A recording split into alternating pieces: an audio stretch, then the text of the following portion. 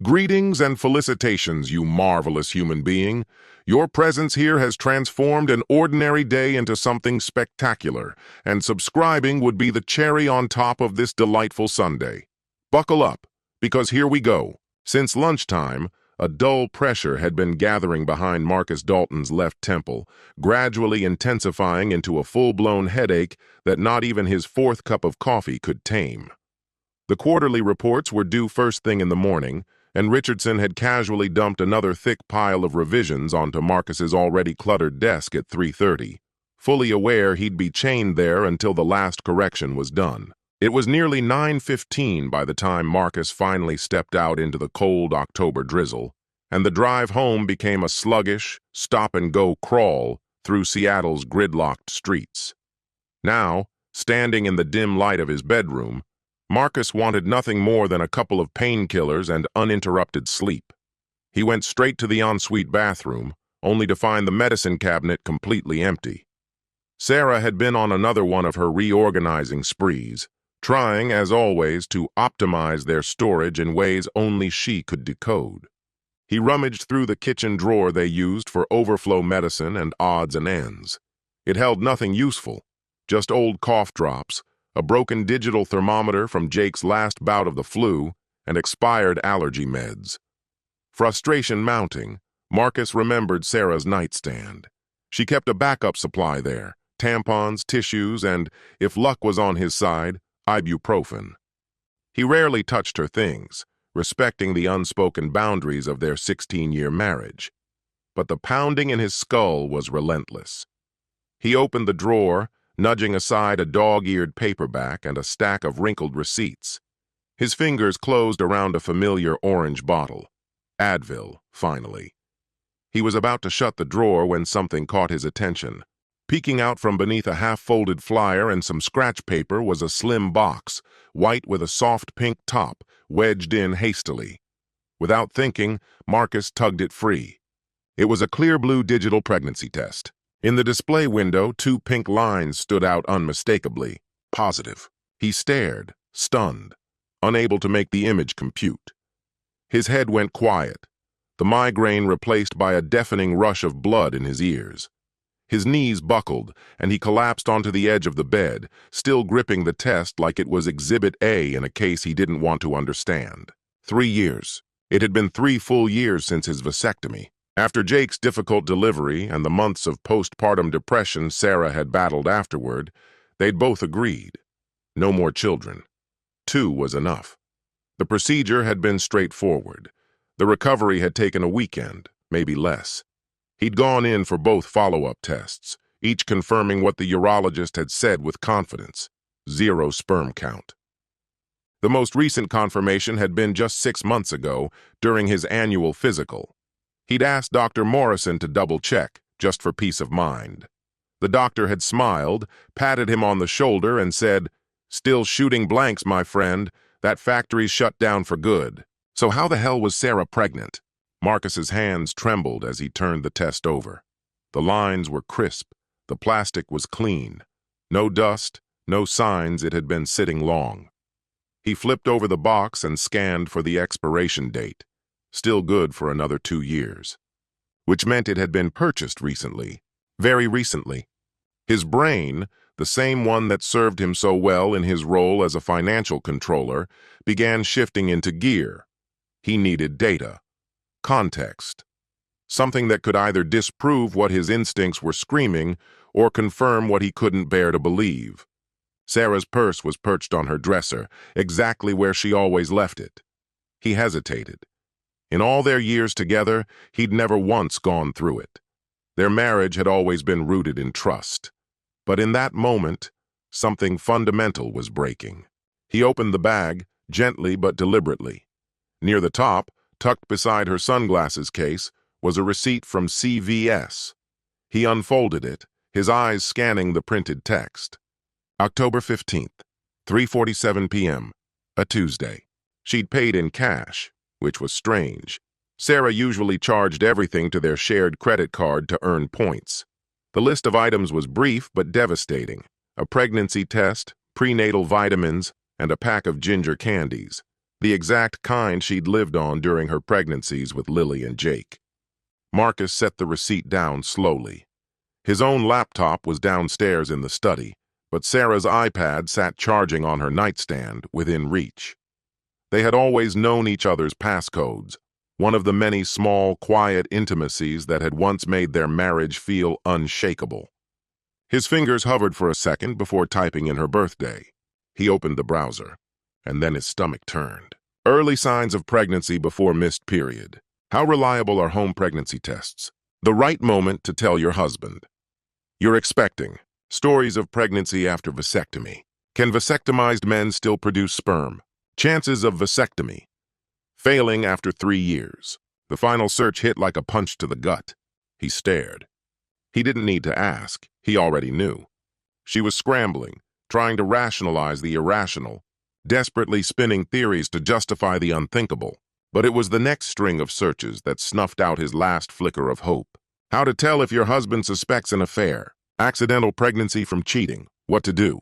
Washington state divorce laws infidelity. Marcus placed the iPad down with exaggerated care, resisting the overpowering urge to smash it. His hands trembled. His chest heaved. Rage surged forward, but sorrow wasn't far behind. 16 years together, 2 children, a home in Bellevue, picked for the stellar school district, the Hawaii vacation they'd been planning for Christmas. Every piece of their life meticulously placed like a mosaic. And now it felt like it had all been constructed on a fault line. He took a deep breath. He needed clarity, focus, precision, not the part of him that wanted to scream until his throat tore. He needed the Marcus who detected financial fraud in million-dollar portfolios. That version of him was his only chance now. First step, document everything. He took multiple photos of the pregnancy test, the receipt, each browser search, all captured with clear timestamps. He emailed the evidence to himself, then created a new Gmail account to send copies there too. Triple redundancy, no room for doubt. Then, slowly, he sat back on the edge of the bed and tried to piece it all together. When had it begun? Who was she seeing? How long had she been carrying on like this, smiling through lie after lie? Sarah freelanced as a graphic designer. She worked from home, mostly alone. Her hours were loose, especially once the kids left for school. She'd signed up for a gym membership about 8 months back. Said she wanted to be fit before turning 40. Marcus had been supportive, encouraging even. She never missed a session, sometimes going twice a day. I'm hooked on the endorphins, she'd said just last week, beaming as she left for her evening spin class. But was there ever a spin class? Then there was the trainer, David something, Chen. David Chen. Sarah brought him up often, said he was sharp, knew his stuff. A pro when it came to form and fitness. Has a degree in kinesiology or something, she'd said. He's great. You'd like him. He's married, too. 2 kids, close in age to ours. His wife's a nurse. Marcus opened Instagram on his phone. Sarah didn't post much herself, mostly the kids, a few design projects. But her activity told another story. She'd liked almost every post from David Chen's fitness account. Workout videos, inspirational quotes, selfies glistening with post-session sweat. He tapped David's profile. Age 34, certified trainer and nutritionist. Husband to Jennifer, father of 2. A Bible verse about strength through faith decorated his bio. Marcus let out a hollow laugh at the irony. He kept scrolling. 3 weeks ago, a clip of David working with a client, filmed from the back. The face was hidden, but Marcus recognized the leggings instantly. Purple Nike, a birthday gift from him. She was mid-squat. David hovered behind, hands outstretched, close enough to guide her hips. The comments came mostly from women clients admiring his form corrections. Sarah had replied with a fire emoji. David had responded. Screenshot. His phone buzzed. A text. From Sarah. The sheer ordinariness of it made him want to hurl his phone against the wall. How many messages like this had she casually typed while carrying someone else's baby? How many I love yous had been nothing more than rehearsed lies? He forced himself to respond. Yeah, just walked in. Long day. We should talk when you get home. Something important came up. Her reply was instant. 3 blinking dots. Is everything all right? You're freaking me out. Good, Marcus thought. Let her be nervous. Just something better said face to face. A longer pause this time. I'll be home in about an hour. Just wrapping up with a client. Client. So that's what she called him. All right, see you soon. He slipped the phone into his pocket and got to his feet. 1 hour. 60 minutes to figure out what came next. A part of him wanted to pack up every last piece of her and dump it all on the lawn, change the locks, erase her from the house. A deeper, more primal urge, a part of his brain that civilization hadn't fully dulled, wanted to storm into that gym and turn David Chen into a bloody mess. But Marcus wasn't stupid. He wasn't impulsive. His rage wasn't wild. It was cold, focused. Revenge wasn't enough. He wanted justice. He wanted Sarah to lose everything, because that's exactly what he'd just lost. He wanted her to see, to feel, the depth of what she'd shattered. The house around him was still. Lily was likely in her bedroom, giggling into her phone under the pretense of doing homework. From Jake's room, faint video game noises filtered out. He always got his assignments done during study hall. Good kids. Bright, kind kids. Kids whose lives were about to split open. Marcus descended to the kitchen, the heart of the house they'd stretched their finances to buy 5 years ago. Sarah had fallen for the open layout and the postcard-worthy mountain view. He'd picked up extra hours, worked nights and weekends, missed bedtime stories and Saturday mornings just to make it work. He uncorked the Macallan 18, the expensive bottle he'd been saving for a meaningful celebration. This moment counted. The liquor burned his throat, but not as much as her betrayal. With quiet, deliberate hands, he set the pregnancy test in the center of the counter, right where she couldn't miss it. Then he moved to the living room, choosing the leather armchair positioned directly across from the front entrance and kitchen doorway. He dimmed the lights, not completely dark, but shadowy, cinematic. It all felt surreal, like a bad drama he couldn't switch off. Cradling his glass, Marcus leaned back and waited. The house settled around him with its usual murmurs, wood shifting, pipes sighing. The refrigerator hummed a low, familiar tune. From upstairs, Jake let out a cheer, probably scored in his game. All the typical background noise of an ordinary evening in a suburban home, except nothing was ordinary anymore. Nothing would be again. He considered calling someone, his brother in Portland, maybe Tom from college. But what would he even say? Hey, turns out my wife is pregnant and I'm infertile. Feel like grabbing a beer? The word sat bitter on his tongue, refusing to come out. The humiliation, the fury, too raw, too recent to put into language. So instead he sat there in the swelling gloom, organizing chaos in his mind. To-do lists, call a lawyer, plan custody, divide assets, get tested for STDs? Jesus, what had she possibly exposed him to? At 7:47, the garage door grumbled to life. Marcus took a long drink and waited. He recognized the sound of the Lexus, the one he'd surprised her with last Christmas, pulling in. The engine cut off. The garage door slid shut. All so routine. The final moments of their old life, ticking down in mundane noises.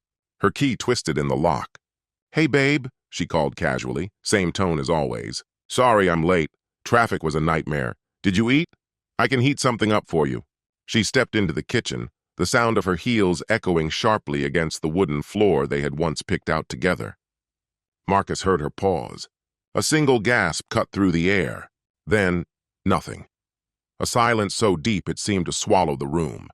She stood framed in the doorway to the living room, her face drained of color, gripping the pregnancy test in one hand. Her gym bag slid from her shoulder and hit the ground with a soft thud. Marcus? Her voice was barely above a whisper, laced with hesitation. I can explain. He took another long pull from his glass of whiskey, letting the silence stretch further, taut and suffocating. When he finally responded, his tone was cool, detached, and razor-sharp. Explain to me how you're pregnant, when I've been sterile for 3 years. He leaned back, eyes locked on hers. This should be good. Chapter 2. The Confrontation. Sarah's fingers shook as she clung to the pregnancy test, her grip so tight her knuckles had gone pale against the pink plastic. In that moment, she looked like she'd aged years. The makeup she had carefully applied that morning now looked garish, like a mask smeared over her ghostly skin. It's not what you think, she said softly, stepping hesitantly into the room. Marcus let out a dry, joyless laugh, sharp and biting enough to make her recoil. It's exactly what I think. His eyes narrowed. Unless you're about to tell me you're the second coming of the Virgin Mary, someone else got you pregnant. She moved toward him instinctively, but he raised a hand. The motion was small, but it froze her in place. Don't! Just don't! He brought the glass to his lips again. His hand was steady, coldly steady. How far along? That's when the tears started. Mascara streaked down her cheeks in thick black lines. She hadn't worn waterproof in years, not since Jake's preschool graduation, when she'd sobbed the whole ceremony through. That she'd switched back now meant something. Marcus wasn't sure what, but it gnawed at him. 6 weeks, she murmured. The math hit him immediately. His brain, trained for numbers and timelines, snapped the facts into place. 6 weeks ago, early September. Labor Day weekend.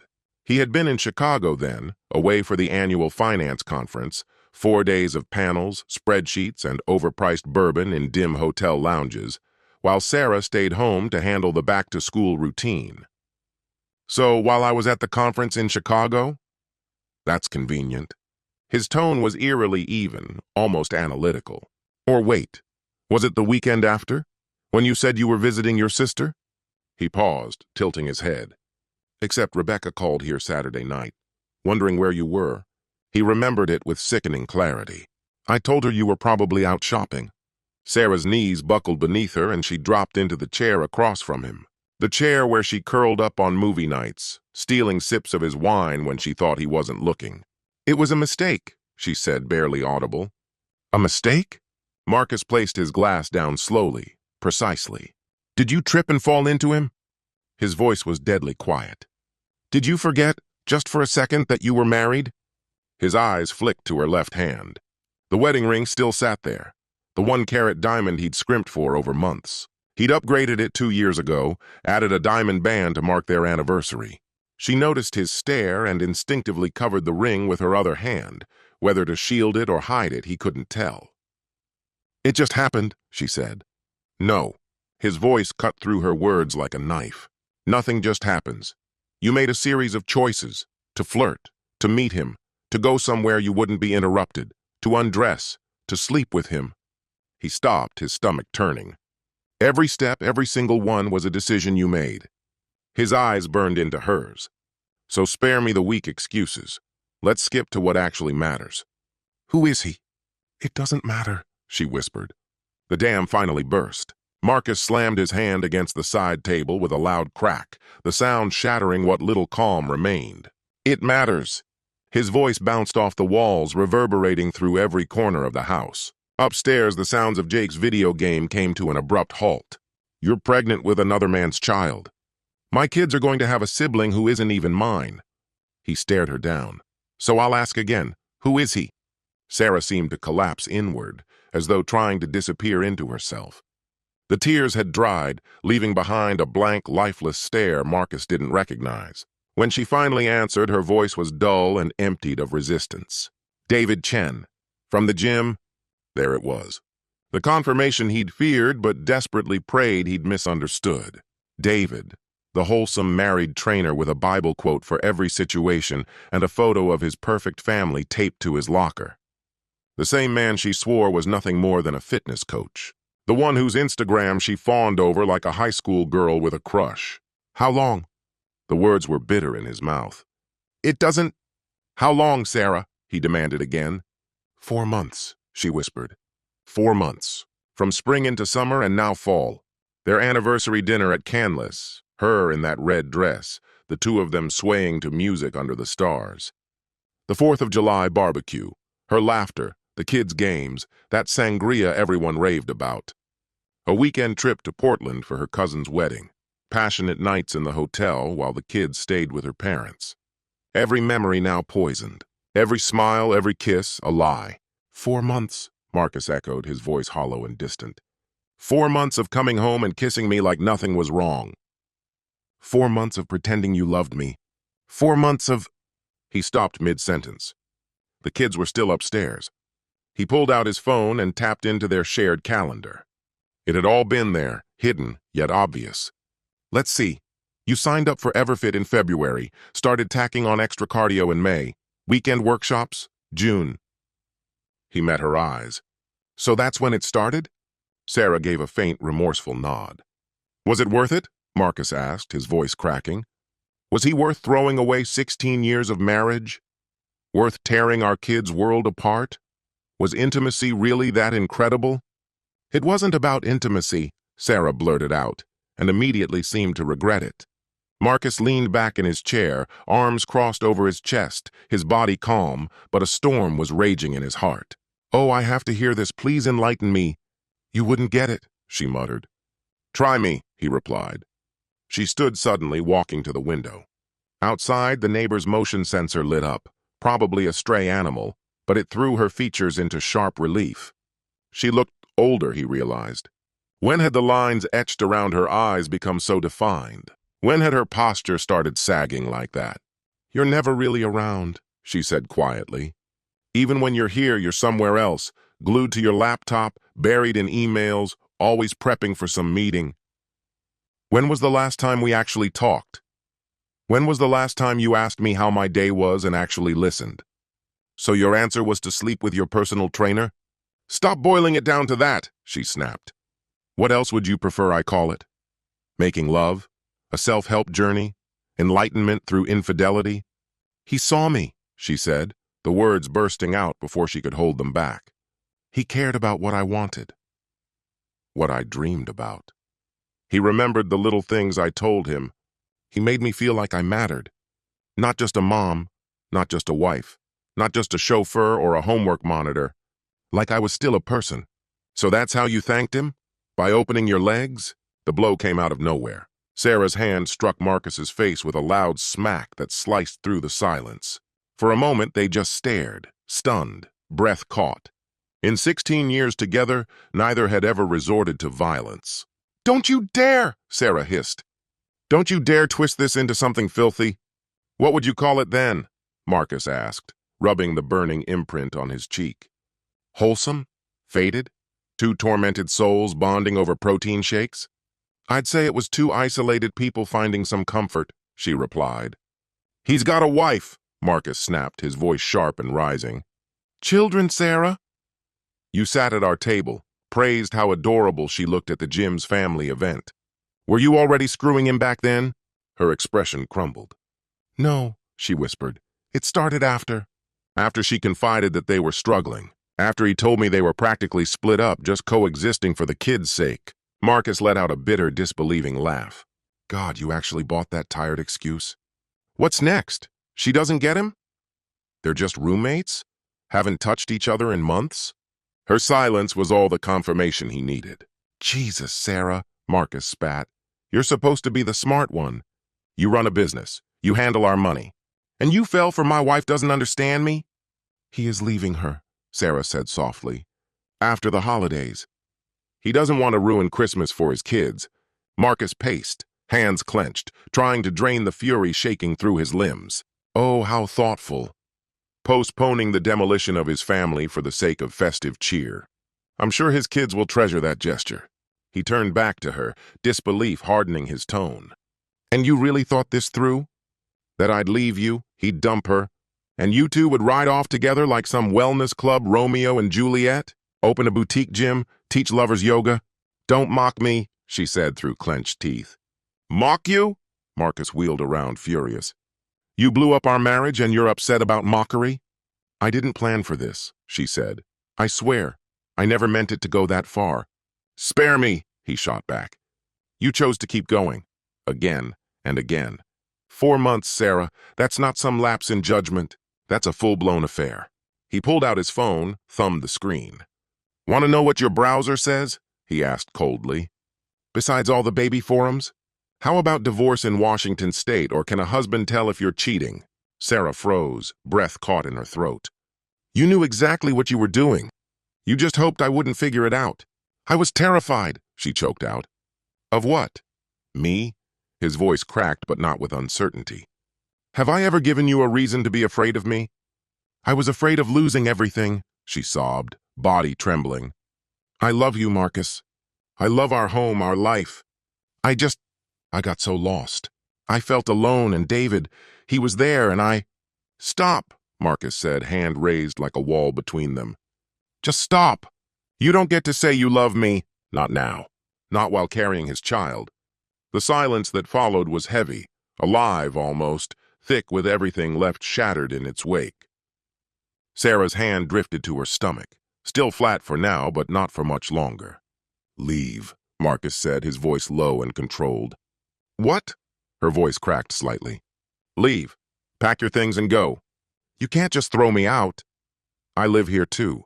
Marcus took out his phone and held it up, the screen displaying an active voice recording. You just confessed.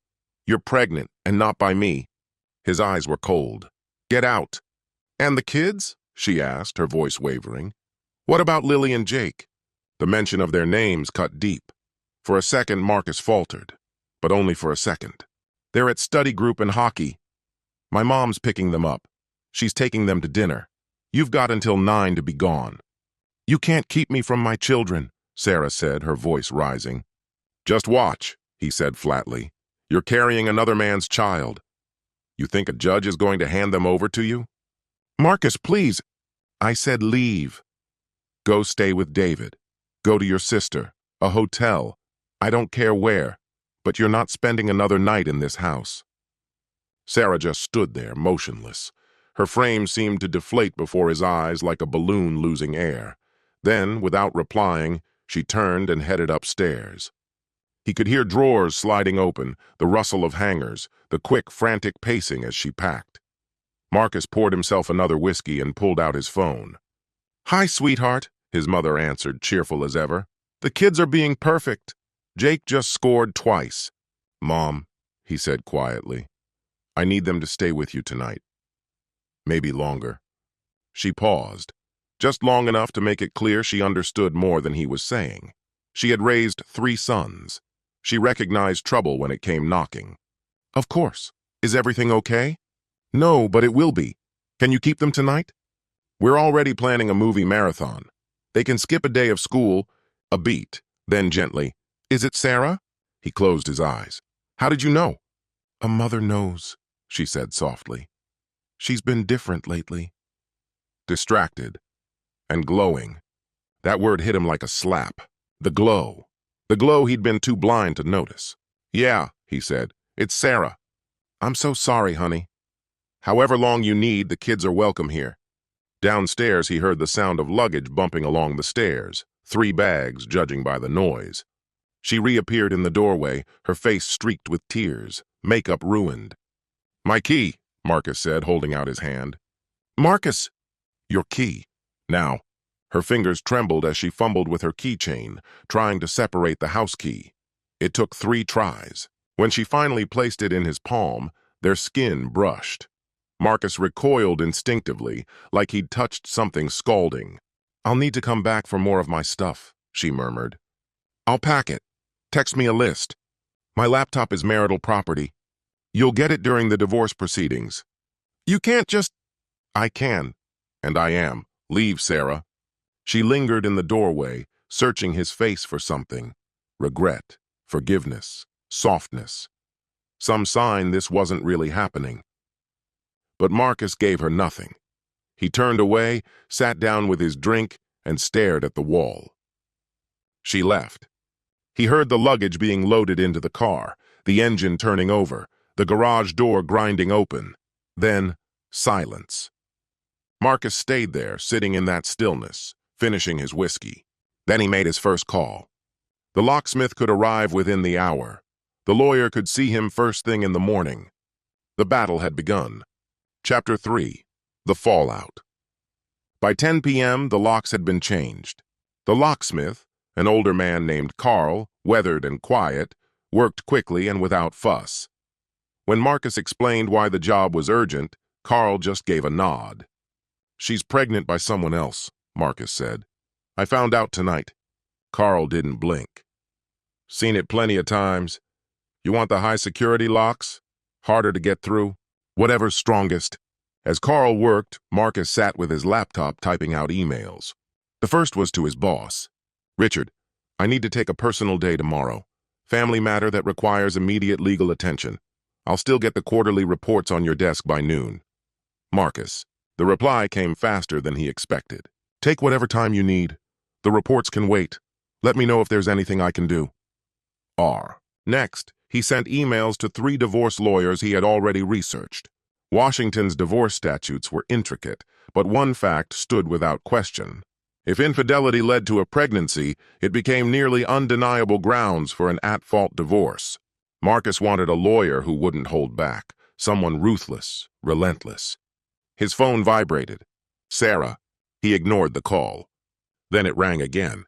A third time. By the 4th attempt, he blocked her. If she had anything to say, she could say it through legal channels. A text came through from a number he didn't recognize. Sarah again, this time from her office line. Please, Marcus, we need to talk. I'm at Rebecca's about the baby. We have to work something out. He took a screenshot. One more piece for the file. Then blocked that number too. Carl had just finished installing the new locks, placing 6 freshly cut keys into Marcus's hand. What about the garage opener? Marcus hadn't considered that. He followed Carl outside, reprogramming the keypad and remote. The space where Sarah used to park looked off, empty in a way that unsettled him. Only the dark smears of oil on the pavement hinted she'd ever been there. I've been doing this a long time, Carl said as Marcus handed over a wad of cash. 3 decades. I've seen a lot of guys in your shoes. Carl glanced at him with a kind of weary sympathy. The ones who come out clean? They keep cool. Keep records. Don't lose your head. You got kids? 2, 8, and 6? Then use your brain. Courts almost always side with the mom, even the ones who cheat. Don't give her a reason to make you the bad guy. When Carl drove off, Marcus wandered through the house. Sarah lingered in every corner. The throw pillows she obsessed over, all fluffed and symmetrically placed on the couch. Her coffee cup still in the sink, the lipstick print stark against the ceramic. A grocery list magneted to the fridge, written in her precise lettering. Bananas, Jake's cereal, tampons. Not something she'd need again anytime soon. He pulled a trash bag from under the sink and began collecting her belongings. Not everything, that would be spiteful. Just the constant reminders, the pieces that would sting each morning. Her robe still hanging in the bathroom, the bottle of prenatal vitamins on the kitchen island. The paperback she'd been halfway through, marked near the end. He stepped into the bedroom, theirs, until now. His. He yanked off the sheets. They smelled like her, salon shampoo, citrus, and vanilla. He stuffed them into the washer, dumped in extra detergent, and set it to hot. As the machine spun, he threw open the windows. October wind rushed in, sharp and cold. Still, it helped. He needed the scent of her gone. His phone buzzed again. Rebecca, Sarah's sister.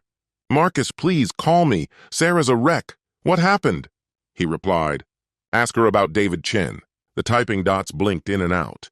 Then, oh my God, I'm so sorry. So she hadn't known. Or maybe she had. Sarah confided in Rebecca constantly. Was she in on the lie?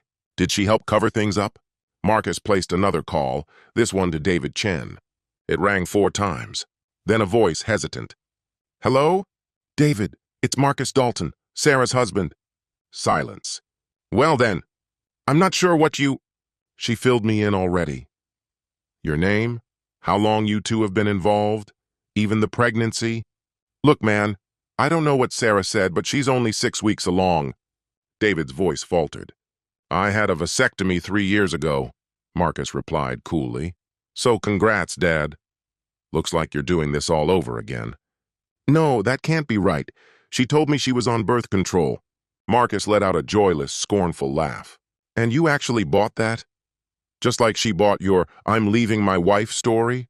I am leaving Jennifer. After the holidays, right? Sarah and I... There is no Sarah and you. She's yours to deal with now. I hope your wife handles this better than I am. You can't tell Jennifer, please. My kids. Your kids? Marcus cut in. You should have thought about them before you started screwing your client in closets or back seats or wherever else you felt bold enough. It wasn't like that. We're in love. Love? Marcus spat. You've known her what, 8 months? I've shared 16 years with her, raised 2 children, built a life. And you think some sweaty gym crush is love? You don't get it. Oh, I get it, Marcus snapped. You fed her empty promises and she lapped them up. Now she's carrying your child. Hope you enjoy cutting child support checks for the next 18 years. Marcus ended the call and immediately dialed another number. A woman picked up after 2 rings, background noise spilling through, TV chatter, distant voices. Hello? Jennifer Chen? Yes, who is this? My name's Marcus Dalton. Your husband's been having an affair with my wife. Her name is Sarah. She's pregnant. The noise on her end stopped abruptly. What? Who is this again? Sarah Dalton. Blonde, 5'6", drives a white Lexus. She trains at your husband's gym. I know Sarah, Jennifer said, her voice quieter now. She came to Timmy's birthday party. She brought that ridiculous cake. You're telling me she and David? For the last 4 months. She's 6 weeks pregnant. I just found out tonight. There was a long, loaded silence. Then Marcus heard the unmistakable sound he'd heard before. The sudden, sharp breath that always came before someone completely shattered. That bastard. That lying, selfish bastard. He said it was over. He swore after the last time. The last time? Marcus asked. 2 years ago. Some woman he worked with at his old gym. He promised me it was the end. We even went to counseling. Renewed our vows. I'm sorry, Marcus said. I thought you deserved the truth. Sorry? Don't be. You just saved me from wasting any more of my life on that scumbag. Thank you, really, thank you. She ended the call. Marcus sat there a moment wondering if David's phone had started ringing yet, or if Jennifer had taken the route of Carl the locksmith, cold, measured, and deliberate. Then his own phone lit up and rang. His mother. The kids are down, she said as soon as he answered. Jake passed out halfway through the film. Lily had a million questions, mostly why we weren't taking them home tonight, even though it's a school night. What did you say? I told her sometimes adults need time apart to figure things out. She's sharp, Marcus. She knows something's off. I know. I'll talk to them in the morning. Want me to handle the drop-off? Yes, thanks. I'll swing by after. Marcus, she said gently. What happened? He explained. It came easier now, like he was narrating someone else's story. His mother didn't interrupt, just let out quiet gasps and a half-caught muttering. That little... She stopped herself. I never trusted her. Mom, you liked Sarah. I liked the version of her I thought was real. The woman who brought joy to my son's face. The mother of my grandchildren. But there was always something reserved about her. Like she was playing a role. Had he missed the signs? Had the warning lights been there all along? He tried to recall old moments, but now they felt tinted, warped by hindsight. Every unexplained late return became suspect. Every new outfit seemed like it had a hidden motive. Even her laughter at another man's joke seemed loaded now. Don't do that, his mother said firmly. Don't rewrite the past. This isn't on you. She made this mess. After the call ended, Marcus made another. He rang Tom Wheeler, his best friend since college. Music thundered on the other end. Marcus, Tom shouted. Hold up, I'll step outside. The background noise dulled. What's going on, man? Bit late for you to call? Sarah's pregnant. Wait, what? Dude, congrats. I thought you two were done after Jake. I had a vasectomy. 3 years ago, the line went quiet. Long enough that Marcus checked if the call had dropped. Then Tom's voice flat. Shit. You serious? Found the test hidden in her drawer. She admitted it. 4 months along. Trainer. Jesus, where are you? At Mom's. The kids are sleeping. You need me to come over? I just needed to say it out loud. Don't give me that. I'm on my way. 20 minutes. Marcus didn't protest. The house was too still, the quiet too loud. At first, he'd craved time alone to think. Now the silence felt like pressure against his skull. He reopened his laptop. Several divorce attorneys had replied already. The most assertive, Diane Hartwell, had an opening at 8 a.m. Her email was concise, all business. Mr. Dalton, I'm sorry to hear about your circumstances. Infidelity resulting in pregnancy constitutes strong grounds for at-fault divorce under Washington law. This can significantly affect the division of assets and custody rulings in your favor. I'm available at 8 a.m. Bring all relevant documentation. Regards, Diane Hartwell, Esquire. Documentation. Marcus created a new folder on his desktop. Divorce evidence. He uploaded everything, Photos, screenshots, browsing history. The voice recording was still on his phone. Washington required consent from both parties to record conversations, and Sarah hadn't known. He'd asked the lawyer if it could still be used. Tom showed up with a pizza and a six-pack. Figured you hadn't eaten. He was right. Marcus hadn't even thought about food. But the pepperoni smell hit him like a wave. His stomach grumbled. They sat down at the kitchen table. The same table where he and his family had once shared countless dinners. Now just two friends, sitting in the ruins of something that had looked like forever. "Start from the top," Tom said. And Marcus did exactly that. He laid it all out, from the moment he stumbled across the pregnancy test to the day he swapped the locks. Tom sat through it, occasionally exhaling sharply or muttering under his breath. "She really gave up 16 years for some gym junkie?" "Personal trainer," Marcus corrected. "His Instagram bio has a Bible verse." Tom scoffed. "Even better." Nothing screams integrity like seducing your married clients. They sipped their beers and picked at slices of cooling pizza. Tom had walked this path before, 5 years ago. No children in the mix, and his ex had kept it civil. But he knew how these things unfolded. First thing in the morning, split your finances. Take half from every shared account and move it to one in your name only. "I've already listed everything." "Good." "Cancel her cards. She'll call it abuse. Ignore her. You're preserving what's yours." Marcus nodded. "What's the situation with the house?" Tom asked. "We're both on the mortgage, but I've paid nearly all of it. Got the bank statements to prove it. Judge might order a sale unless you can afford to buy her out." Tom's voice softened. "I know you love this place." "I'm sorry." Marcus scanned the kitchen. They'd painted it together last July. Sarah had picked the soft ocean blue, said it reminded her of their honeymoon. Their son Jake had joined in, getting more paint on his arms than the walls. "It's just a house," Marcus muttered. "No, it's more than that. It was your sanctuary. She stole that too." Tom polished off his beer and grabbed another from the fridge. "What about the kids? I want full custody." "She's pregnant with someone else's kid. That's not stability. Family court doesn't care. At best, you'll get primary custody. She'll still get visits. Unless she spirals," Marcus said. "You'd be amazed how bad it can get," Tom replied. "Mine dated a guy who sold pills. Judge handed me full custody within weeks." They kept talking deep into the night, mapping out next steps, swapping battle stories. When Tom finally stood to leave, Marcus didn't feel healed, not by a long shot, but at least like he could function.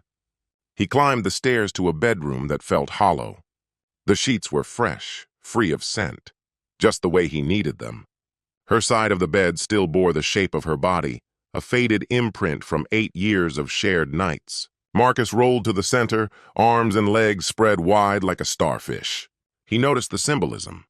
This was his bed now, his room, his world. The phone on his nightstand buzzed with a number he didn't recognize. He let it ring. Sarah could call every number in the city. He was done answering. But sleep refused to come. Each time he shut his eyes, he saw her face from that afternoon. Stunned, ashamed, guilty. Had she rehearsed for it? Did she script apologies in her head? Or did she truly believe the reckoning would never come? 4 months. Cookouts where she smiled like nothing was wrong, hiding a secret behind her teeth. School meetings where they sat side by side, pretending to plan a shared future. Sundays at his mother's table, laughing and washing dishes, making vacation plans. All of it, a show, a lie. At 3 a.m., Marcus gave up on the idea of rest. Downstairs, he brewed a pot of strong coffee and powered up his laptop. The divorce folder needed order. Evidence had to be labeled and sorted. The strategy required sharpening. This wasn't just heartbreak anymore. It was a campaign. And he wasn't planning to lose. The coffee was sharp, almost sour, but he drank it anyway. Outside, the city of Seattle slumbered. Sarah, likely curled on her sister's couch, might have been crying. David, the trainer, either bracing for fallout or sleeping soundly, blissfully unaware of what was coming for him. Elsewhere in the city, 2 children slept soundly under their grandmother's roof, unaware that their innocence would vanish with the morning sun. Their lives, untouched until now, were about to fracture beyond repair. Marcus added another profession to the growing list in his notebook. Child psychologist. Then he got to work. Dawn remained a distant promise, but there was much to be done. Sarah had fired the first volley, spreading herself for another man. Now it was Marcus's turn to retaliate. Chapter 4. Legal Tactics. Diane Hartwell's office dominated the corner suite on the 47th floor of Seattle's Columbia Center, offering sweeping views from the waters of Elliott Bay to the distant snow-capped peak of Mount Rainier. The space radiated aggressive opulence, sharp lines, black leather furniture, chrome accents, and walls plastered with newspaper articles celebrating courtroom victories. This wasn't a lawyer who negotiated peace. This was a lawyer who went to war. "Coffee?" she offered, motioning to a sleek Nespresso machine that likely cost more than some people's monthly rent. "Black, please." Marcus had managed 3 hours of sleep, taken a quick shower, and dressed in his sharpest suit. If he was heading into battle, he would look the part. Diane lived up to every bit of her fearsome reputation. Mid-50s, a silver bob cut like a blade, and a tailored suit that fit with the precision of body armor. Her handshake felt like it could crack bone. "I reviewed your email," she said briskly. "Infidelity paired with a pregnancy? That's as close as it gets to a guaranteed win in fault-based divorce. Start from the beginning." For the next hour, Marcus recounted everything. The vasectomy documentation, the pregnancy test result, Sarah's confession, and the rest of his compiled proof. Diane scribbled notes on a yellow legal pad, punctuating his story with quiet, approving hums. "The recording is an issue," she eventually noted. "Washington requires consent from both parties for legal audio, so it won't be admissible." She shrugged. "Doesn't matter. You've still got more than enough." She spun her monitor around and began typing with military precision. "Step 1, we filed today. Emergency motion for exclusive use of the house. Temporary custody orders. Financial restrictions to stop her from emptying accounts or unloading assets." "How long does it all take?" Marcus asked. "That depends on her resistance," Diane replied. "If she's thinking clearly, she'll settle." "No spousal support. Infidelity nullifies that." "Division of property? You'll get the favorable split?" "Custody," she paused. "That's more complicated. Courts lean toward joint arrangements unless the kids are at risk." "She's carrying another man's child," Marcus said. "That must matter." "It does," Diane affirmed. "It signals bad judgment and emotional volatility, but she's still their biological mother. Best case, you're awarded primary custody. She gets alternating weekends and some holidays. And child support? You'll owe something, but less than the standard formula allows under these circumstances." Now strategy. Diane laid out her plan like a general before a siege. "We hit fast and hard. File everything at once. Lock down the finances. Demand paternity tests for both current children." She flashed a razor-edged smile. "Twist the knife. We pull gym logs, cell phone bills, credit card histories, bury her in documentation. Make the process so draining and expensive she'll cave. Meanwhile, you're the picture of stability, employed, reliable, maintaining your kid's routine." "What about the guy she's seeing?" Marcus asked. "He's irrelevant unless he's a direct threat to the kids," Diane said. "Focus on Sarah. He's just the instrument she used to blow up your marriage." They moved on to financials. The house had roughly $200,000 in equity. Retirement accounts added up to $300,000. Savings and investments totaled another $150,000. 2 cars, both fully paid. Sarah's interior design firm, an LLC, brought in around $40,000 a year. "She'll come after half," Diane said flatly. "We'll offer her 30%. She'll counter at 40. If she doesn't fight for custody, we settle at 35. That's a steep price for someone who was unfaithful? Yes. But in Washington, assets are split evenly. Infidelity might sway things, but it doesn't erase her entitlements. You have to choose your battles." Marcus had signed documents all morning, retainers, consent forms, sworn statements. His fingers ached from the repetition, but each signature gave him a sense of control. Sarah had violated their marriage. Now he was dissolving the legal ties. "One last thing," Diane said as he gathered his things to leave. "You'll want to get checked." "Checked?" "For STDs. She's been seeing him for 4 months, and if he's the kind who mixes business with pleasure, who knows what she's exposed you to. Also," she added, "it supports your case." demonstrates the risks she subjected you to. He hadn't thought of that. How often had they been intimate since June? Not frequently. Sarah had blamed fatigue from the gym, migraines, early mornings. Now he understood the real reason. But still, enough encounters to raise concern. After leaving Diane's office, Marcus went straight to the bank. The same manager who'd helped them close on their home now sat across from him with visible discomfort. "I need to divide our accounts immediately." "I understand, Mr. Dalton, but these are joint. Mrs. Dalton would need to—" "I'm on the phone with my attorney right now. This is happening, whether you're on board or not. We can do this the easy way." They did it the easy way. Marcus withdrew 50% from their shared checking and savings, set up accounts in his name only, and canceled every one of Sarah's credit cards. He documented every transaction down to the cent.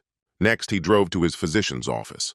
They managed to fit him in between scheduled patients. The doctor, calm and professional, ran a comprehensive STD screening. "Results will take 3 to 5 days, he said. "Try not to worry. These things usually come back clean." Usually? Marcus couldn't help but wonder if certainty would ever return to his life. By midday, he was back at work. Richardson took one look at him and shut the door behind them. "Jesus, Marcus, you look wrecked." "Rough day? Rough couple of days? Take a week. Hell, take 2. I need the distraction." Richardson gave a quiet nod. "I understand. When Sheila walked out, I basically moved into this place for 3 months. But if you want to talk—" "Thanks," Marcus said. "I may take you up on that." Tasks that had felt pressing the day before, quarterly reports, budgets, forecasts, now seemed meaningless. Spreadsheets full of numbers paled in comparison to the ones that truly mattered. 16 years of marriage, 2 children. And now she was 6 weeks pregnant. The phone on his desk rang. Receptionist. "Mr. Dalton, there's a woman here asking for you. Says it's urgent." "Is it Sarah Dalton?" "Yes. Tell her I'm not available." "She's being persistent." "Call security if it comes to that. She isn't allowed here." He could hear voices in the background, low at first, then Sarah's rising. "I'm his wife. I have a right to—" The call cut off. A few minutes later, his cell buzzed with a message from reception. Security escorted her out. Sorry for the disruption. She was escalating. Diane had seen this moment coming. The stage where the unfaithful party spirals, grappling with fallout, clawing for a sense of control. Marcus had blocked the office number from his phone. No calls from home, no text to his mobile, no way to reach him through work now. Let her sit with the silence she'd created. He ate a protein bar at his desk, barely tasting it. The rest of the afternoon was a haze. Spreadsheets, emails, back-to-back calls. He responded out of habit, not focus. If his co-workers noticed how distant he was, they said nothing. At 3:30, his mother rang. "I'm at the school. Should I take them to your place or drop them at home?" "Bring them here," he said. Home. The place where Sarah's clothes still hung untouched in the closet. Where her favorite mug waited in the dishwasher. Where questions would come he still wasn't ready to face. "I'll head out early. We'll grab dinner. Make it fun for them. Marcus, they deserve to know." "I know. Tonight. I promise I'll tell them tonight." Just before 5, Lily and Jake stormed into his office, full of excitement. They chattered about an unexpected sleepover and Grandma's legendary pancakes. They looked happy, normal. The sight of them cracked something deeper inside him. "Dad, how come Mom didn't pick us up?" Lily asked, her sharp instincts on full display. "She had to help Aunt Rebecca with something," he said. "It's just us tonight." "Can we go to Red Robin?" Jake yelled. "Let's go somewhere nicer," Lily said, already echoing her mother's preferences. Her mother. How long before those words stopped feeling the same? They settled on a small Italian restaurant. Over breadsticks, the kids talked nonstop. School stories, their friends, bits of gossip. Marcus watched them like he was imprinting every second into memory. After tonight, the world they knew would fracture. They'd join the ranks of split households, children with 2 addresses, statistics. "Dad, you're acting strange," Lily said, scrutinizing him. "Just thinking about work," he replied. "Mom says you do that too much." Another twist of the knife. She's probably right. After dinner, they drove back. The new locks clicked smoothly. Inside, the house looked the same, but everything about it had changed. Jake dashed upstairs, eager to get back to his XBOX. Lily turned toward her room, likely to start on homework. "Hold up," Marcus called. "Family meeting, living room." "But it's not Sunday," Jake objected. "This one can't wait." They gathered on the couch. Lily looked wary. Jake looked irritated. Marcus sat across from them, same place he'd sat just the night before. "Was that really only yesterday? I need to tell you both something important." "Are you and Mom getting divorced?" Lily asked without missing a beat. Direct hit. He'd rehearsed lines about taking time, working things through. But her question made all that useless. "We might be," he said honestly. Jake's face crumpled like paper. "Did we do something wrong?" "No," Marcus said, quickly moving to sit beside them. He wrapped them both in his arms. "This isn't about you. You're amazing. This is between your mom and me." "Is it because of the baby?" Lily said, barely above a whisper. Marcus went completely still. "What baby?" "I heard Mom talking on the phone last week." She sat in tears, her voice trembling as she mentioned the baby. She admitted she had no idea how to break the news to him. God, even the kids had found out before he had. "It's complicated, honey," he said gently. "But yes, that's part of it." "I don't want a baby," Jake blurted out. "They're noisy and stink." "Is Mom really having a baby?" Lily asked, not letting it go. Marcus paused, choosing his response with care. "Yes, she is. But it's not that simple. That's why she's staying with Aunt Rebecca for now." "For how long?" "I'm not sure." "Will we still get to see her?" "Absolutely," he reassured them. "You'll see her often, just in a different way." "Are you mad at her?" Jake asked. Even at his age, he could sense the tension. "I'm hurt," Marcus confessed. "Sometimes grown-ups hurt each other, even if they never meant to." "Did Mom do it on purpose?" Lily pressed. Marcus held them closer. "I don't know, sweetheart. I really don't." They spent another hour talking. Jake cried the most, though Lily's watery eyes suggested she wasn't untouched. Marcus made promises he desperately hoped he could fulfill. They would stay in the same home, attend the same school, keep their routines. Their parents still loved them deeply. None of this was because of them. Eventually, worn out from emotions, the kids headed to bed. Marcus took his time tucking them in, lingering longer than usual. Jake drifted off quickly, wiped out from crying. Lily stayed awake, her gaze fixed on the ceiling. "Dad? Is it because Mom kissed someone else?" "Why would you think that?" "That's what happens in movies. People split up because someone kisses the wrong person."